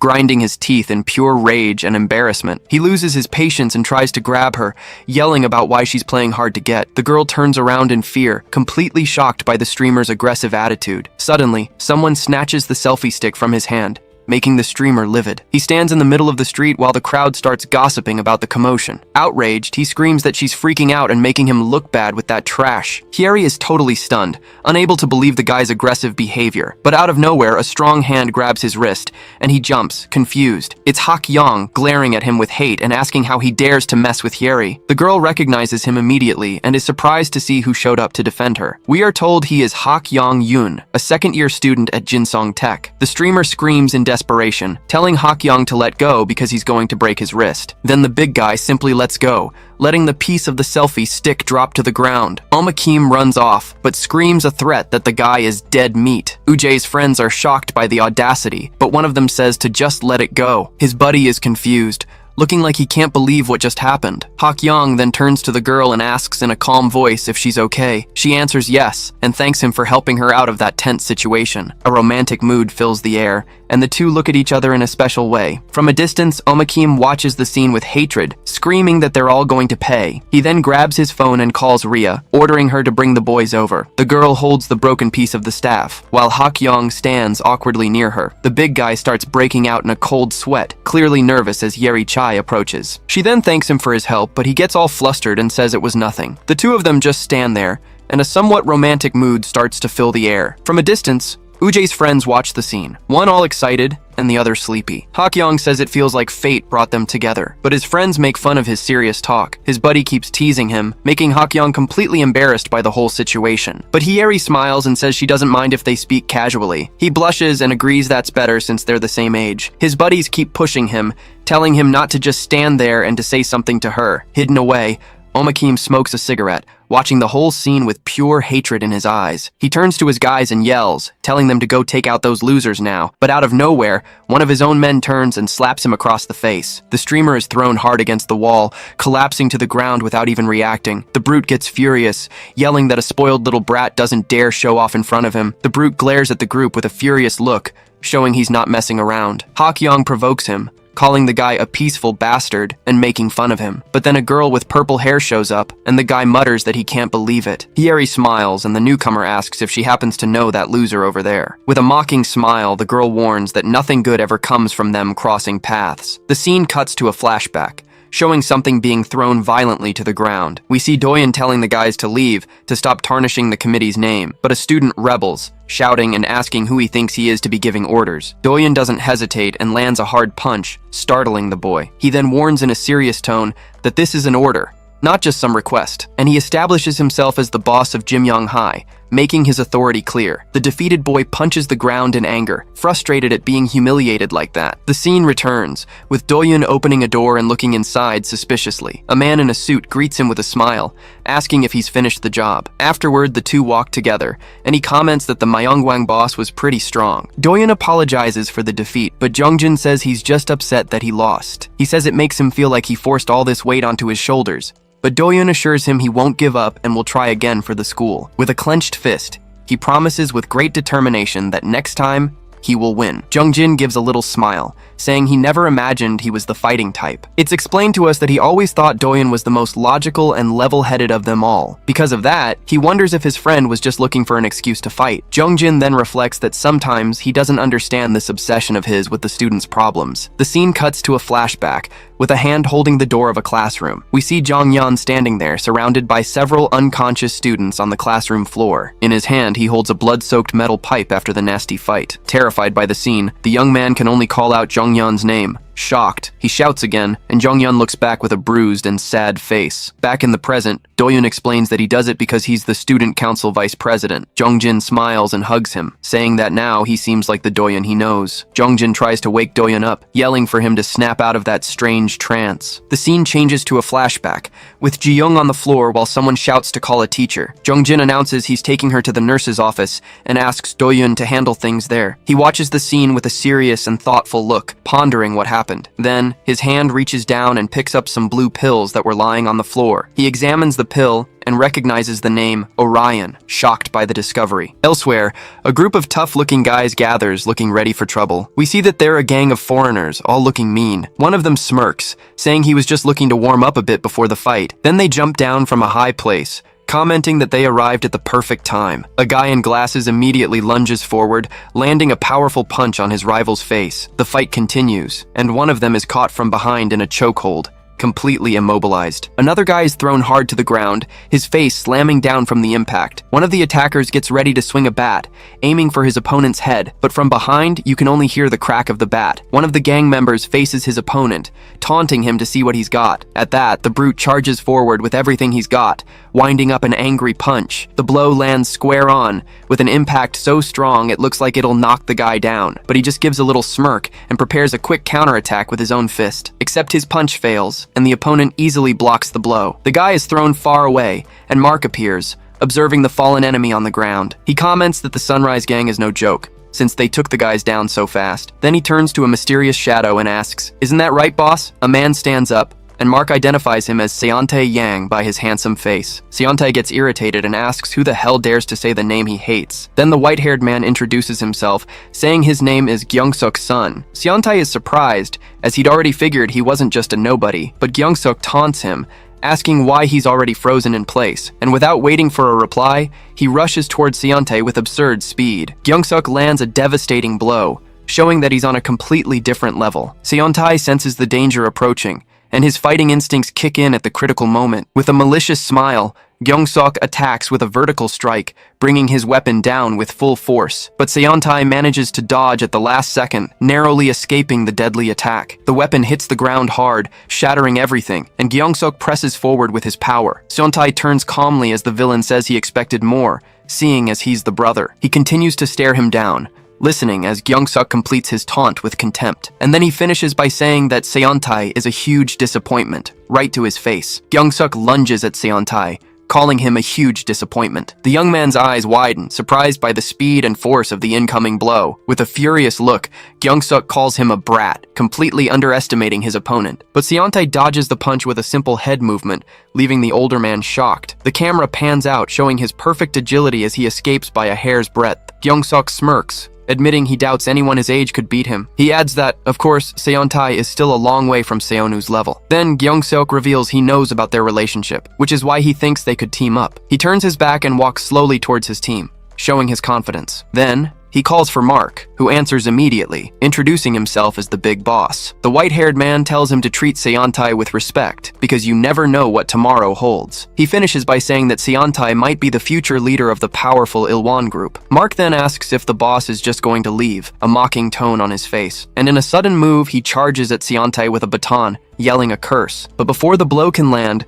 a tattooed hand appears out of nowhere and stops the attack firmly. The scene reveals two more people watching the fight. The aggressor gives a small smirk, as if he doesn't care about the interruption, but his hand is squeezed hard, making the brute tremble and groan in pain. Mark then screams that it hurts a lot, desperately clutching his own wrist. The guy with the gold chain gets annoyed and tells Mark to wait, calling him a punk. Seontae comments seriously that this whole mess is because their business needs his stuff. Then Mark, or one Iljin, asks mockingly if he isn't right. New boss. The scene changes to a fancy place, with a sun emblem on the wall and electronic music playing. In this place, Mark is relaxed, drinking next to a girl and enjoying the party. Nearby, two other group members are chatting and drinking, completely at ease. The man in the leather jacket and sunglasses is also at the party, but with a serious face. A bit further back, a young man with glasses observes the surroundings with a very attentive gaze. The scene cuts to outside the building, showing the busy street at night. Outside, the guy in the leather jacket is leaning against a motorcycle, alone. Then the guy with glasses arrives and asks why he's out there,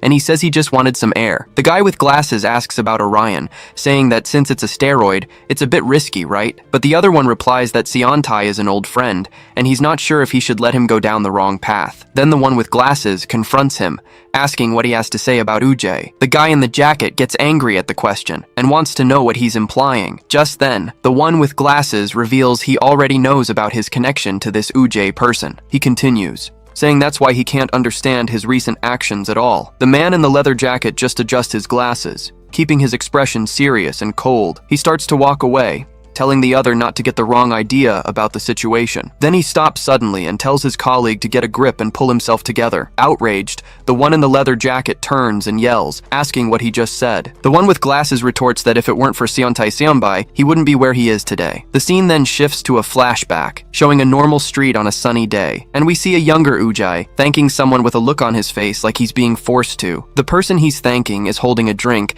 and asks why he didn't get one for himself. Soon after, a group of students appears, enthusiastically thanking their Seonbai. Ujjae complains that something is very wrong, but his friend tells him to just accept defeat. The group of classmates starts laughing, proposing a rematch to settle things in the finals. Angry, he yells, asking why they're laughing since their grades are terrible too. The Seonbai admits he has a point, but warns that with Cheol saying it's a different story. We're told he ranked first in the entire school on the semester exams. The two friends are completely shocked, shouting in disbelief at what they just heard. The classmate continues, saying it wasn't for nothing that Cheol-san got in as the top student. Ujai is even more astonished, processing the information that he's the top student there. Then his friend teases him, saying maybe it's time to stop calling the guy an idiot. Suddenly, one of the boys looks at a coffee shop and asks if that isn't Hieri over there. He finds it strange because she's sitting with that girl from the Sunrise team. Ujai's friend points, asking what Sunrise is doing there with Hieri. The girl is Ria Son, a second-year student and a very famous internet influencer. The boy takes out his phone to show he follows her,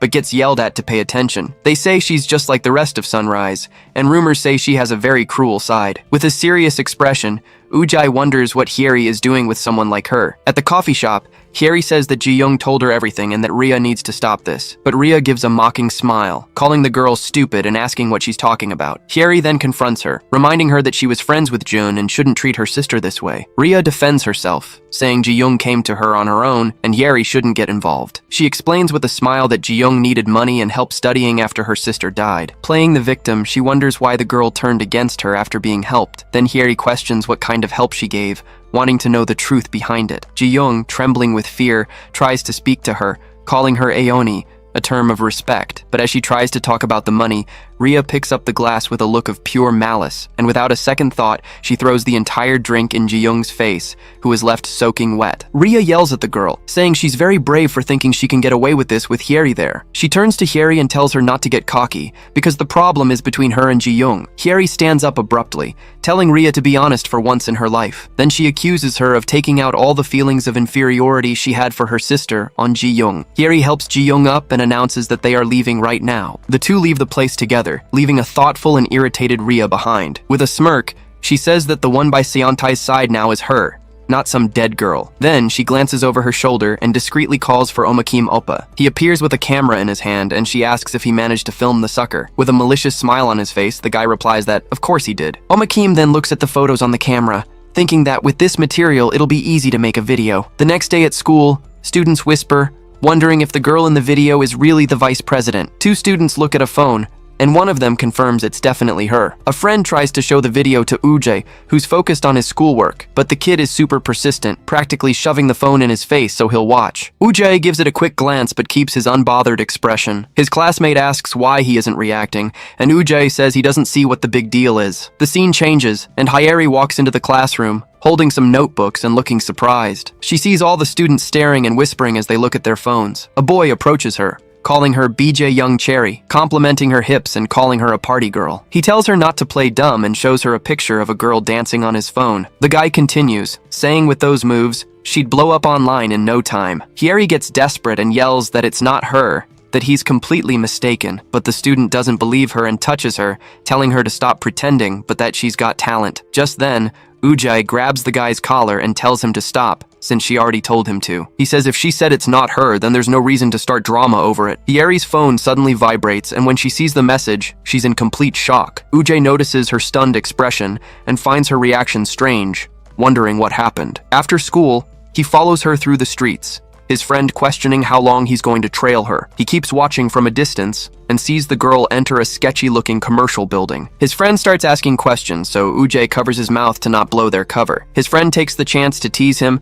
asking if he's into Hieri or something. Seeing his reaction, the friend says that getting all flustered just makes him look even more suspicious, but Ujai explains he's just worried about her because he has a really bad feeling about this. The boy then falls silent, understanding the situation is much more serious than it seemed. The scene changes, and Ji-young runs into a karaoke bar, desperately calling for her Aoni. She finds Hieri being taunted by a guy who calls her by the nickname BJ Young Cherry. The group continues the intimidation, asking how it feels to get famous at school overnight. Ria watches everything with a smirk, commenting on how good deep-fake technology is these days. A girl with purple hair confronts Ria, telling her she's as childish as ever. With a furious glare, Ria retorts that the girl doesn't get it and doesn't know when to shut her mouth. The purple-haired girl steps in front of Ji-young and tells Ria to stay away from her. Ria plays the victim, saying she protected her from bullies and even gave her money to buy Orion. But the other girl warns her that she'll take care of Ji-young from now on, so she should back off. She then puts an arm around Ji-young and tells her it's time for them to leave. Seeing Ji-young hesitate,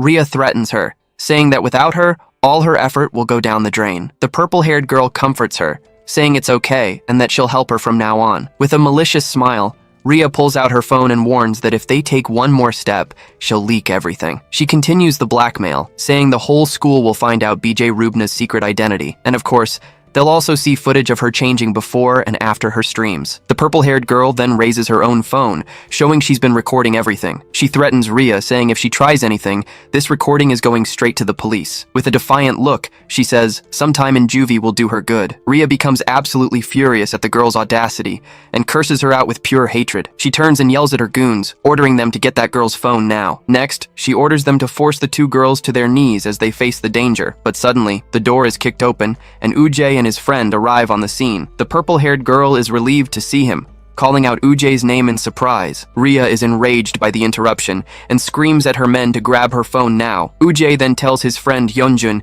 to get Hyeri and the other girl out of there as fast as possible. The goons try to block their way, but Ujay steps in front, ready for a fight. With a cold stare, he warns them he's going to end this real quick, and in the blink of an eye, he takes down the guys with a series of brutal punches and strikes. One of the goons gets up, cursing, but Ujay dodges his attack without any trouble, and with a single powerful blow, he throws the brute against the wall, ending the fight. Seeing this, Rhea gets desperate and grabs a fire extinguisher to attack Ujay from behind. But he senses the movement, catches the extinguisher, and uses it to pin the girl by her neck. With no chance to fight back, she drops the extinguisher and falls to the ground, completely defeated. On the floor, she asks if he's part of Sunrise, and if he's the Ujay Shin. A memory of a fight flashes in his mind, and he tells her to give Seontae a message. He warns with a serious look that their rematch isn't far off. Outside, Hyunjun turns around, completely terrified, calling for the friend he left behind. Hyeri asks if it's okay to leave Ujay alone, suggesting maybe they should call the police. But the boy panics,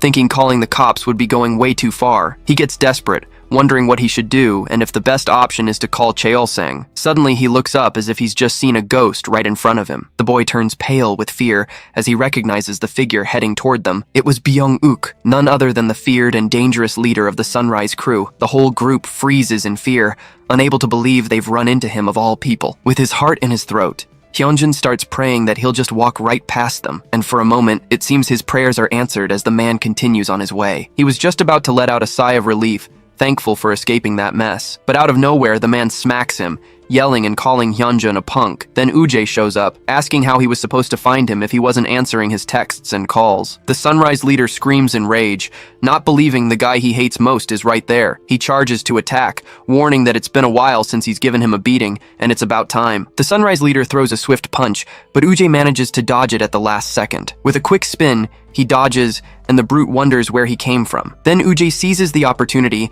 and lands a powerful blow right to his side. He blocks the attack with his arms, thinking a cheap shot like that wouldn't work. But Ujay yells that the real hit is this one, landing a punch straight to his face. The force of the punch sends the man flying backward, and he crashes onto the asphalt. He props himself up, spitting blood, and curses at Ujay with a look of pure hatred. All beaten up, he swears he's going to finish Ujay, while his men urge him to calm down. Turns out, a crowd has already formed, with everyone filming the fight on their phones. Wiping the blood from his mouth, he angrily warns that Ujay's end is near. He guarantees that just like 2 years ago, he's going to beat him to a pulp again. But Ujay stares him down and tells them to just wait, because he's going to destroy all of them. The scene returns to Ujay, who finally understands that Hyeri was friends with the late Jun, and he realizes that Ji-young is actually the younger sister who's a freshman. He's shocked, as he knew she had a sister, but not that she attended the same school. In a flashback, Hyeri cheerfully introduces herself, saying she hopes they can be friends. She remembers that he's always starting fights and asks if he's thinking of transferring again. Back in the present, Ujay realizes that Hyeri's actions and words now make perfect sense. Ji-young comments to Hyunjun that Ujay seemed pretty surprised when he saw her earlier. Then she approaches the boy and calls him Seonbai, making him blush. With a serious look, she asks if the guy in the fight is really Ujay Shin. The scene cuts to a funeral, showing a girl's picture on an altar of white flowers. We see Ujay crying his eyes out, truly grieving the loss of someone important. He bows respectfully in front of a younger Ji-young, who watches him as he mourns. Back at the fight, Ji-young slaps Hyunjun's shoulder, calling the attackers scum. In another moment, Ujay punches a wall in anger, vowing he won't let this go. But Hyeri holds him back firmly, telling him to calm down because getting stressed won't help. He gets angry, yelling about how she expects him to do nothing after what happened to Ji-young. But the girl asks what the alternative is, because while she understands his anger, She sees no other way. She questions if Jiyeon would have wanted to see all this revenge, leaving Uje speechless. With a touch on his shoulder, she says that now, at least they can take care of Ji-young. Hyeri then suggests they visit Jiyeon's memorial together sometime soon. She finishes by saying she's sure their friend would be happy to see the three of them together. The scene shifts to a memorial, a chic, modern place for keeping ashes. There, an old photo shows a much younger Uje and Seontae, alongside the late June. We find out that the person visiting the memorial was Seontae himself, in silence. The scene changes again, now to a rest area outside the building. The guy in the leather jacket reads on his phone that Uje has already picked a fight with Rhea and Byung-uk. Just then, Seontae appears and asks why he didn't come along, since it had been a while since he'd been there. The one in the jacket explains that he thought about it, but figured he wanted to be alone at that moment. Seontae chuckles, as if agreeing with the decision his friend made for him. The other notices and says that, judging by his face, it looks like he was right. The wind blows hard, signaling that a new storm is about to brew between the crews. Seontae crushes a can in anger, wondering if Uje really messed with Byung-uk and Rhea. Hyukjun comments that at least they didn't get as screwed as he did, but that Uje is holding up well. Then he looks at his friend and asks what he plans to do about this whole situation. The young man stares at the crushed can, replying that he's not sure what he should do with him. With a dark look, he wonders if maybe he should just finish Uje once and for all. The can drops to the ground, and his friend asks, startled, if he's really serious about that. But Seontae laughs and says he was just kidding, lightening the mood a bit. He calls Hyukjun by name, with the can on the ground symbolizing the remaining tension. Looking up at the sky, Seontae begins to say that it doesn't matter which path he chooses to follow. He turns and asks if, this time,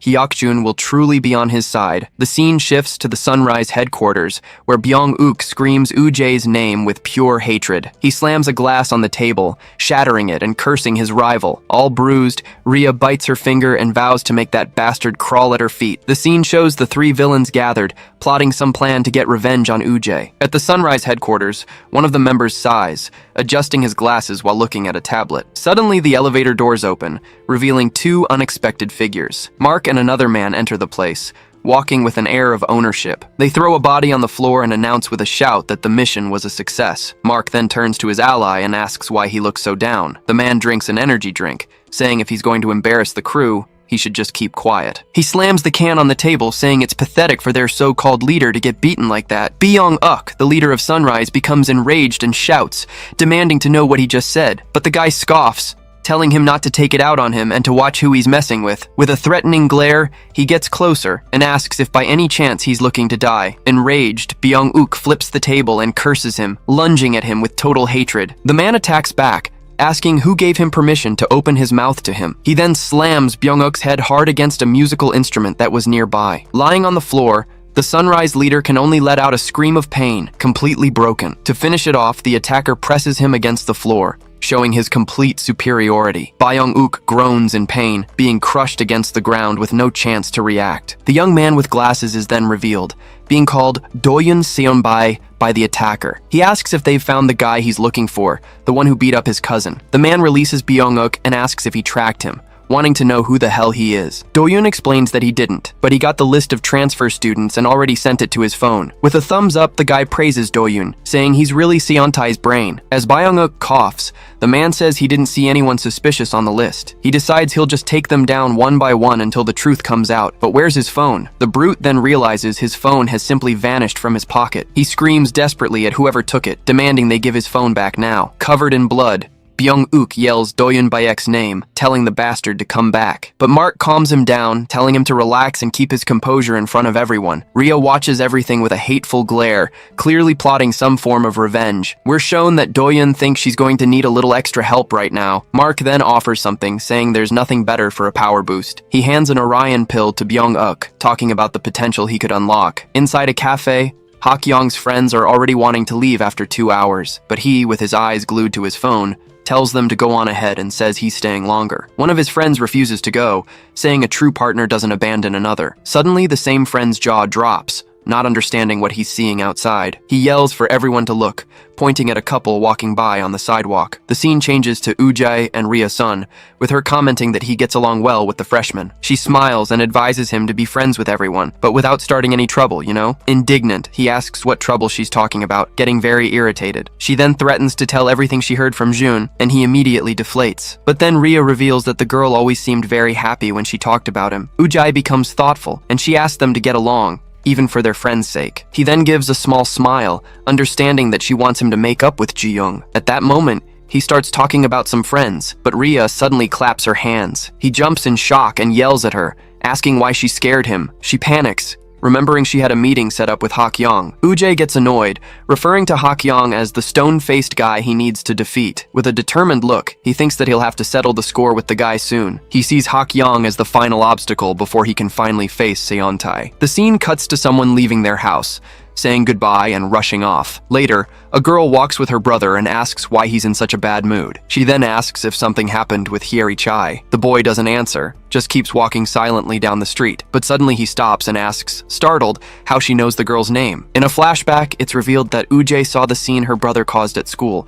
He was making a huge scene in front of everyone with his big, clumsy demeanor. Ujjae then shouts that it would be impossible not to know, since everyone saw the commotion. Her brother tries to run away in embarrassment, and the girl yells at him to get back there right now. Alone, she wonders why, of all people, it had to be Hyeri. The girl, who we learn is named Ha-eun-yoon, fears her brother will get hurt again. The scene changes, and we see a guy pointing at Ji-young in the middle of a group. In the classroom, Ji-young is sitting and wonders if it was Ujjae who told everyone about her. We then see Cheol-sang, who looks thoughtful and remembers the conversation he had with the upperclassmen. In a flashback, Ujjae asks Cheol-sang and his friends to do him a favor and keep an eye on her. He emphasizes the request, saying he's counting on Cheol-sang since they're in the same class. One of the friends then asks, full of curiosity, if the girl is his girlfriend. Ujjae doesn't think twice and smacks the guy on the head without any patience. He yells, asking what kind of nonsense that is, and the friend justifies himself by saying he seemed so serious. With that, Ujjae explains that she's the younger sister of a very important friend of his. Cheol-sang is surprised, repeating the part about the friend who meant so much to the upperclassmen. Excitedly, he and his friends shout that Ujjae can count on them for this mission. Ujjae just watches the freshman, thinking he'll leave the girl in their care. Back in the present, Ji-young looks behind her with a somewhat suspicious expression. Cheol-sang, who was in the room, notices her movement and goes on high alert. He watches the girl get up and leave the classroom, heading toward the hallway. Without wasting a second, Cheol-sang and his group get up and start following Ji-young. She turns around and asks if they need something, startling the boys with her direct approach. Cheol-sang gets all flustered, stammering that it's nothing, really. He looks at his friends, who are pretending like nothing's happening, and calls them traitors. Then he turns to Ji-young and starts to explain that the truth is Ujjae. She interrupts him, surprised, asking if he's talking about Ujjae Shin. The whole group excitedly confirms that it's him, the sophomore Ujjae Shin. With a small smile, she thinks of his name and calls him Ujjae Oppa in her head. Cheol-sang gets confused, repeating the word Oppa without understanding the familiarity. The scene shifts to a cafe, where Hyeri Chai is apologizing sincerely. She says things were a mess that day, and that she owed him an apology. Hak-young, a bit embarrassed, says it's okay as long as she didn't get hurt. One of his friends gets excited about the cake on the table, and Hak-young agrees it looks good, but another guy in the group clutches his backpack strap, feeling very uncomfortable. Then, he suddenly stands up and tells everyone he's leaving. His friend doesn't get it and asks why he's leaving if he was going to eat cake, but the friend drags him away while he begs to have just one piece of cake. The guy then glances back, checking if the plan is working as it should. Hak-young watches the scene with a serious look, understanding the signal his friend was giving. Then the friend gives a discreet wink, confirming it was all an act between them. Hyeri gets worried, commenting that their friend seemed really upset, but Hak-young reassures her, saying he'll be fine next time, leaving her confused. Sitting alone, he then brings up the time she was talking about Hyeri. He remembers that rainy day when they first bumped into each other on the street. A flashback shows her putting a bandage on his face, and he looks very surprised. Hyeri then reveals that although she didn't recognize him at the time, that was when she first saw Ujjae in person. She explains that before that, she had only seen him in photos on her phone. The picture showed Ujjae and a friend, along with a girl whose face was blurred out in the photo. She recalls Ujjae introducing himself to the class, all smiles and wanting to be friends with everyone. And to her surprise, that same Ujjae transferred right into her school and her class. At first, she thought he was so arrogant that all she wanted to do was slap him, but she continues her analysis,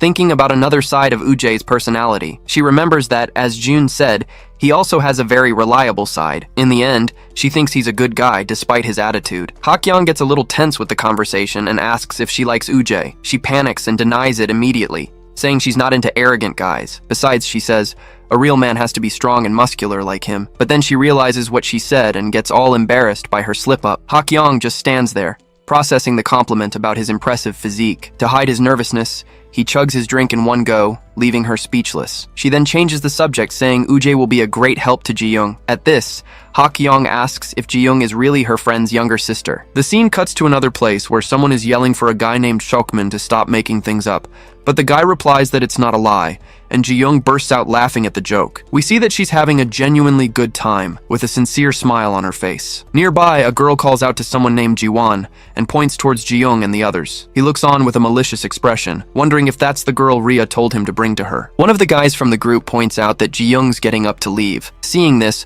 the group of bullies gets up at the same time, clearly looking for trouble. One of them then bumps into Ji-young on purpose, making her lose her balance completely. With that, her tray falls and food scatters all over the cafeteria floor. Outraged, Ji-young's friends curse them out and ask what their problem is. The other group's leader tells them to count themselves lucky and stay out of where they're not wanted. A girl tries to de-escalate, but Ji-young gets angry that they didn't even apologize. Rhea-sun then, with a mocking smile, says they're about to see who's really in trouble. Suddenly, Ji-young is thrown with full force against the wall, screaming from the impact. The attacker grabs her face, questioning if she's crazy for ignoring Rhea, but Ji-young fights back and slaps her hand away, saying this has nothing to do with her. Furious, the girl pulls Ji-young's hair with great force, cursing at her non-stop. She even mocks her, saying that hanging out with Cheol-sang's group won't do any good. Ji-won throws his cigarette away, saying he can easily take care of Uje's goons. With a threatening look, the girl warns Ji-young that she'd better answer Rhea's calls, unless of course she wants to be dragged around like a dog.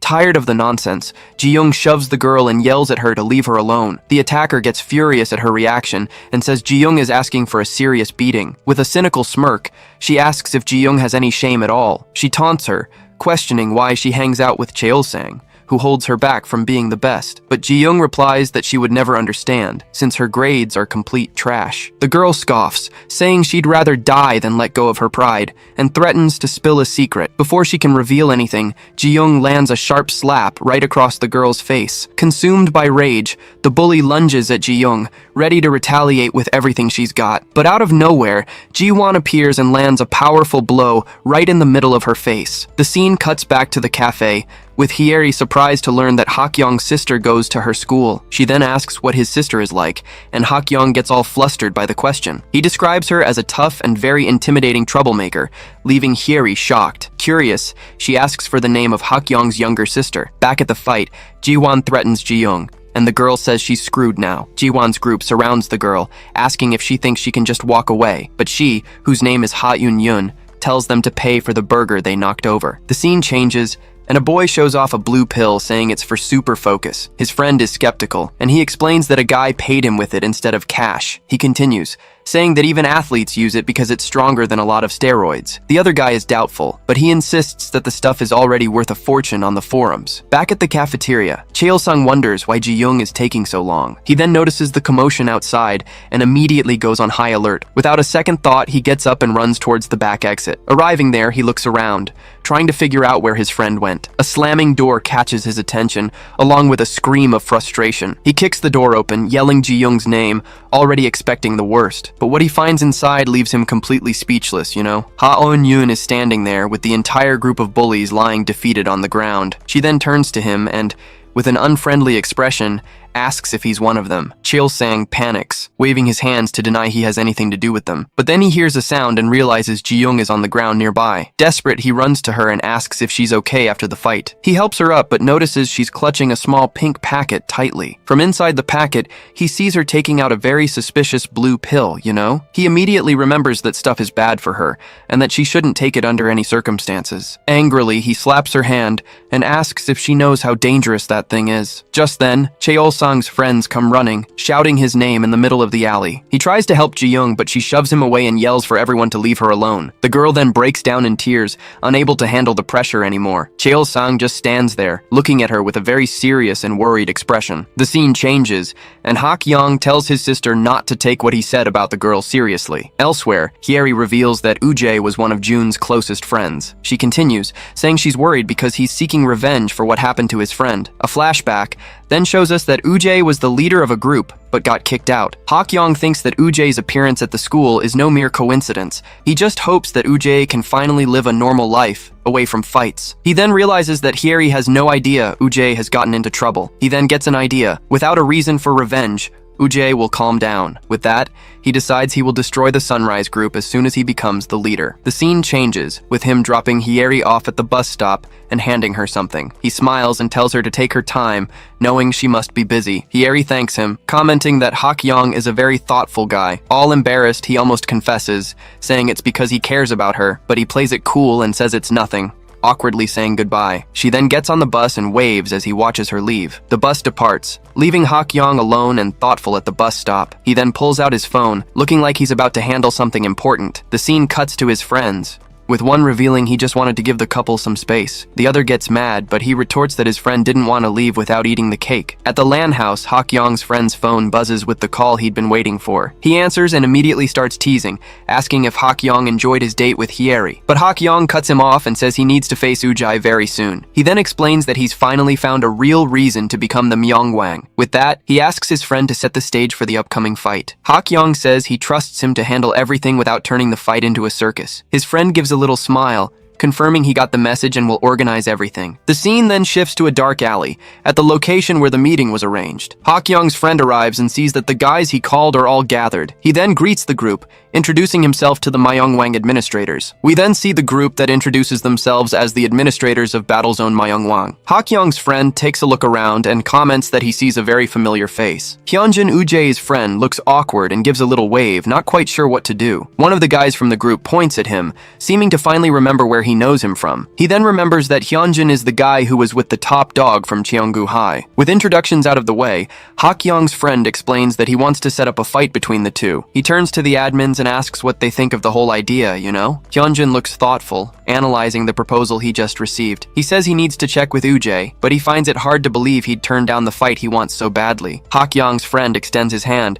proposing they settle this without a gang war. Hyunjin shakes his hand and agrees, saying Ujjae would prefer it that way too. But he's worried, as he doesn't know how he'll tell Ujjae that he's been exposing him on the forum. The organizer explains that it's hard to get information, which is why he needs new people. One of the administrators then questions if a school without a heavyweight fighter really matters. But another guy, Chanhyuk Choi, suggests they keep an eye on other schools as well. Hyunjun raises his hand and agrees, saying that both schools are connected to Sunrise. At that, Jonghyun Hong says they can't forget about Mars, since Orion has been getting famous on the forums. She continues, explaining that even without proof, everyone believes Orion is connected to that school. And to make matters worse, Mark, their leader, joined Sunrise, which only confirms the connection. Then Junho Jo teases her, asking how she knows so much and if she's a spy. The girl gets nervous, and he tells her to relax, saying he was just messing with her. Chanyeok then suggests deleting the posts about Orion, since students dealing in that stuff is wrong, but Junho complains, saying it drives traffic,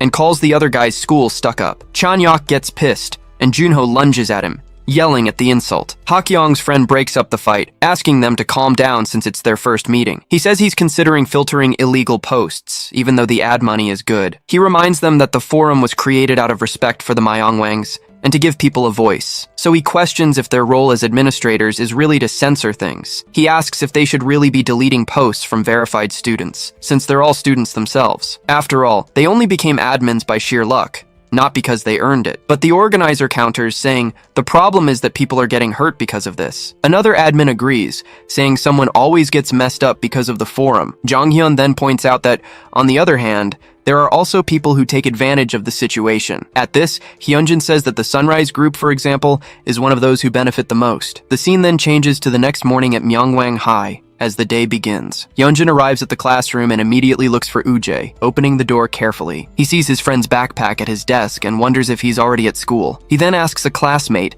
who tells him that Ujjae went looking for Jiwon's classroom. Hyunjin's face turns serious, already imagining the trouble that's about to unfold. We see Ujjae outside, furiously asking who was responsible for what happened. A classmate explains it was the same guy with the piercing who picked a fight with him on the roof. Chulsung then approaches, apologizing for not being able to protect Ji-young. Ujjae doesn't even respond, simply turning and walking down the hall with his friends. He has a determined look, showing he's going to settle this once and for all. Hyunjin then remembers how furious Ujae looked on that specific day. He panics, hoping Ujae didn't go after the guy first thing in the morning. We then see Ujae walking down the hall, heading straight for his target's classroom. Desperate, Hyunjin runs and shouts his name, trying to prevent another fight from starting. Inside, Jiwon turns around with an annoyed look and asks what's going on. With a look full of hatred, Ujae asks if he was the one who messed with Ji-young. Ji-won stands up and confirms it, saying he put the new girl in her place because she was being disrespectful. With a mocking tone, he then asks Ujae what the problem is with that. He's indignant, questioning if Ujae just barged into his classroom over something so stupid. At the door, Hyunjin panics, thinking about the chaos if a teacher shows up. Suddenly,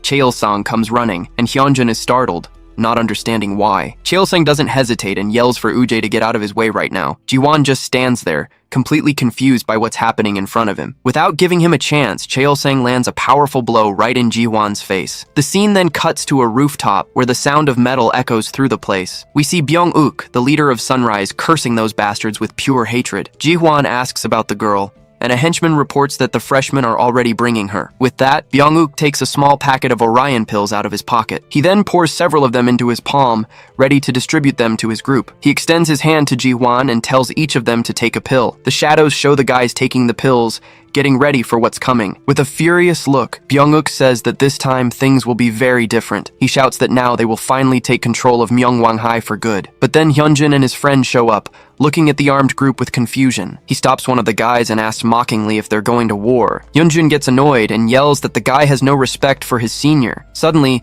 Ujae appears among them, saying he's feeling a bit rusty. He then says this could be a great opportunity for him to warm up. The Sunrise group then starts walking in formation, ready for the confrontation. They head towards the rooftop, completely ignoring the other students in their way. Suddenly, a violent impact shatters a wall, startling everyone nearby. On the rooftop, everyone stares each other down seriously, anticipating the fight that's about to start. With a malicious smile, Byung-uk asks if all the idiots he's about to break are here. Ujae's group is surrounded, but they don't flinch and prepare for combat. At that, the boss yells for them to get him, and the entire gang charges forward with full force. With a serious look, Ujae just listens as his friend Hyunjin shouts, apologizing. Desperate, Hyunjin swears he wasn't trying to step on his toes or cause trouble. Around them, other students gossip about what's going on, now understanding the whole situation. They get scared when they see Ujae staying silent, realizing he looks really angry. But Ujae cuts him off and tells Hyunjin to look at him, saying it's all good. He explains that this actually helped because now he can fight without getting into more trouble. With a confident look, Ujae states that the day to settle scores with Seontae isn't far off. His friend still looks worried and asks if he isn't underestimating this Hakyong guy. Hyunjin mentions the guy has an advantage with his long arms and a really strong body, and to make things worse, he reveals that Hakyong's father was the second leader of Myeongwang. He explains that's why the guy has his own reasons to fight and won't go easy on him. Ujae is surprised by this information,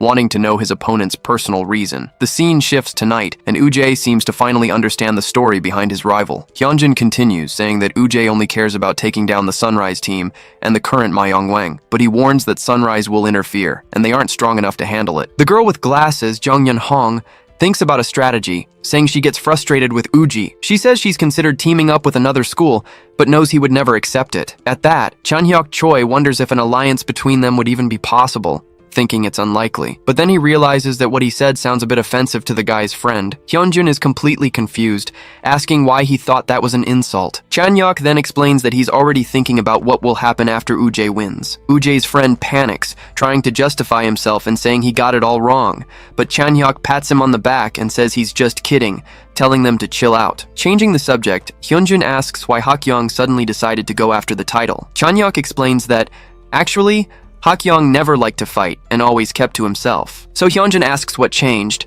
and the other guy says it might sound silly, but he's serious. With a dead serious face, he reveals that the reason behind it all is the power of love. Ujae overhears this from a distance and makes a face like he can't believe how weird this is. The other students start to laugh and cringe at such a cheesy revelation. One of them even scolds the laughing guy, reminding him he did the same thing just a moment ago. Even with a bruised face, Chaeil-sang states that he doesn't regret what he did one bit, but his friend Hyunjin warns him that no matter the reason, he hit an upperclassman, and because of that, Even with Ujai on his side, the older guys won't just let it slide. Cheol-sang gets annoyed and says he doesn't care, as he boils with rage remembering what they did to Ji-young. Suddenly, the rooftop door bursts open with a loud bang, interrupting their conversation. Startled, the boys point and warn that it's her, the girl they were just talking about. Ujai turns to see who it is, a serious and slightly surprised expression on his face. It was Ha Yun-yun, the girl who, according to rumors, took down several guys all by herself. Her unexpected arrival puts Ujai on alert, sensing the situation has become more tense. She stares him down and calls him by name, commenting that it's just like him to call someone to the rooftop. Ujai feels a strangely familiar irritation, not quite understanding why. Then she warns that she has no interest in bully drama, but he doesn't even know who she is. Seeing the confusion, Cheol-sang steps in between them, trying to say there's been a misunderstanding. But before he could finish his sentence, a violent punch slams into the wall. The impact leaves everyone in shock, paralyzed by the surprise and the display of force. A new bully appears with an iron pipe, asking if the targets he's about to crush are all here. Then he yells for everyone to attack, and the brawl finally kicks off on the school rooftop. Ha Yun-yun stretches with a smile, saying it's a good thing she wore her gym clothes. One of the guys rushes her, but she dodges the blow and grabs him by the waist. While she's holding him, another guy tries to hit her from behind with a metal pipe. But Ujai's masked friend suddenly appears, catching the pipe before it can hit her. He uses the guy's own weapon to knock him out, while Ha-eun takes down the other one with an elbow strike. Ujai's jaw drops at the scene, wondering how that girl is so strong. The leader of the guys takes advantage of the distraction, yelling that he's toast as he prepares to strike. But Ujai notices in time and, with a quick reflex, kicks the pipe away. Without giving the enemy a chance to breathe, he advances and lands a punch straight to the chin. With a focused gaze, Ujai turns and blocks the other bully who was rushing him. He then counterattacks with a devastating hook right to the guy's stomach, knocking the wind out of him. Another enemy tries to attack him, but Ujai is faster and lands a violent blow. And to end the party, he finishes off the leader with an elbow strike that breaks his nose. Without missing a beat, Ujai finishes the last bully with a hammer fist, ending the fight. Ha Eun-yun watches it all and thinks that he's not bad at all, being the first strong person she's met. Meanwhile, Ujai's friend grabs a pipe and goes all out against another henchman. With a devastating blow, he hits the enemy dead on, who doesn't even have time to react. The guy flies back and hits the ground from the impact, completely knocked out by the surprise attack, but another bully grabs him from behind, throws him hard against the fence, and steals his pipe. Using a fighting technique, he slams him to the ground with a dull, violent thud. Seeing this, Ha-eun is surprised, and realizes Ujai's friend knows how to fight too. The boss gets angry and yells at his goons, asking how they're getting beaten so badly. With most of the enemies on the ground, the trio gets together and walks imposingly across the rooftop. In an alley, Hak-young's friends advise him to stay out of it, since he already has another fight scheduled. The rival group scoffs, saying they can handle those guys themselves, and that it'll be a piece of cake. Ujai's team gets furious at the provocation, unable to believe they're being underestimated like that. The protagonist's masked friend glances sideways, analyzing the opponents before the fight begins. Suddenly, the bullies recognize their uniforms and panic, shouting the school's name. Seeing the level of these guys, Hak-young's friends change their minds and ask him to join the fight. One of the enemies wastes no time and charges forward, yelling that he'll show them who's boss. But before he could do anything, Hak-young hits him with a precise and devastating punch. The guy is thrown back by the force of the blow, flying across the alley before hitting the ground. He's knocked out instantly, leaving his companions paralyzed with fear at what they just saw. Hak-young then cracks his knuckles, saying that a good warm-up wouldn't be so bad right now. Nearby, Ha Eun-yun turns quickly, with a determined look, ready for action. Ujai's friend also joins the fight, landing a strong punch on one of the bullies. Another guy tries to attack Ha-eun, but she defends against the blow with impressive agility. Without hesitation, she counterattacks with a punch so powerful it breaks the enemy's face. One of the bullies screams in pain after being caught by surprise as Cheol-sang moves in quickly. He defends against the attack coming from the side, showing that he also knows how to fight very well. With a precise punch, Cheol-sang hits the enemy square on, knocking the guy out instantly. Seeing his friend get hit, the other bully turns with a furious look, ready to retaliate. He yells a curse and tries to hit Cheol-sang with a pipe, but the swing misses completely. With a quick move, Cheol-sang grabs the pipe and lands an elbow on his opponent's arm. He then uses the guy's own weapon to deliver a violent blow that could even crack his skull. Without giving the other guy time to think, Cheol-sang also lands a punch straight to his face. One of the friends comments that he knew Cheol-sang was strong, but not this strong. The last bully left starts to panic, screaming in fear as he sees his friends on the ground. He tries to attack with the pipe, but Cheol-sang easily defends lands against the blow. Scared, the guy cowers, protecting his head and waiting for the worst. Chael-sang gets even more annoyed at the scene, looking down on the coward with contempt. Tired of the fight, he simply pushes the guy, who falls to the ground without reacting. But before he can get up, the bully is grabbed by someone who asks who he thinks he is. It was Hyunjin, who gets up furiously and yells who the guy thinks he is to call him a weakling. At that moment, Ujjae rushes the other two bullies, a pipe already in his hand, to help. He doesn't even give the first guy a chance and lands a punch with full force right in his face. The impact of the blow is so strong that the bully is knocked out instantly, completely unresponsive. With the enemy on the ground, Ujjae stands still as a mysterious blue aura envelops his body. He realizes all the other students are staring at him, their eyes glowing with the same color. Already exhausted, his friends comment that these guys don't get tired and that their eyes aren't normal. Suddenly, one of the possessed students charges at Ha-eun-yoon with a pipe. With an incredible reflex, she dodges the attack, narrowly avoiding the guy's blow, but when she looks back, she's startled to realize the danger wasn't over yet. The guy takes advantage of the opening and grabs her from behind, pinning her arms tightly. He then lands a violent blow right in the middle of her back, and she feels the full impact. In pain, Ha-eun cries out and stumbles forward, almost falling from the force of the blow. The enemy raises the pipe again, threatening to crack her skull without mercy. Watching from a distance, Chael-sang is shocked and breaks into a cold sweat, not knowing what to do. Hyunjin is terrified by the scene, sweating profusely, not knowing how to help his friend in danger. But before the blow can land, a loud noise echoes and Chael-sang's eyes snap open with fury. In the blink of an eye, Ujjae appears from behind and catches the pipe with his bare hands, his face filled with rage. He says he's let these idiots go too far. Suddenly, a new group arrives, and a blonde guy scoffs, saying Ujjae wants to be the boss but is struggling. Irritated, Ujjae slaps the guy and asks who he's calling a struggler. Ujjae's friends immediately recognize the upperclassman and shout his name, completely surprised. The new crew gets annoyed, wondering if the others don't see them just standing there. The possessed student isn't intimidated and steps forward, calling the newcomer a washed-up former star. The blonde guy repeats the insult with a smile, as a purple aura begins to form around him. With absurd speed, he appears in front of the guy and lands a punch right in his face. The student is knocked out instantly, falling to the ground as the leader of the newcomers just watches. He then tells his group to finish off these losers quickly so they can go home. One of Ujjae's friends gives an okay sign, agreeing with the upperclassman's plan. With a bloody nose, the leader of the possessed gets furious and starts cursing in anger. The leader of the possessed gets annoyed and yells at them to stop messing around and just attack. At that, one of the upperclassmen rushes forward and lands a direct punch on the first enemy. He doesn't even give the other guy time to breathe and follows up with a hook, showing off his strength. With a quick move, he throws the last guy to the ground, ending the fight easily. With a mocking smile, the upperclassman turns around and says, "They're just a bunch of weaklings." But suddenly he hears a shout and is startled to hear Hak-young's name being called. The big guy looks back with a confused expression, not understanding what just happened. Out of nowhere, a powerful blow hits Hak-young head-on, sending him flying violently. He slams hard into some boxes, falling to the ground from the brutal impact of the blow. His friends panic and shout his name, desperate over the surprise attack. The one responsible for the attack gets up, as a sinister smoke begins to rise from his body. The upperclassman recognizes him immediately and complains, saying he can't believe it's that guy again. Then, the new enemy stares everyone down with a cold gaze and eyes glowing an intense blue.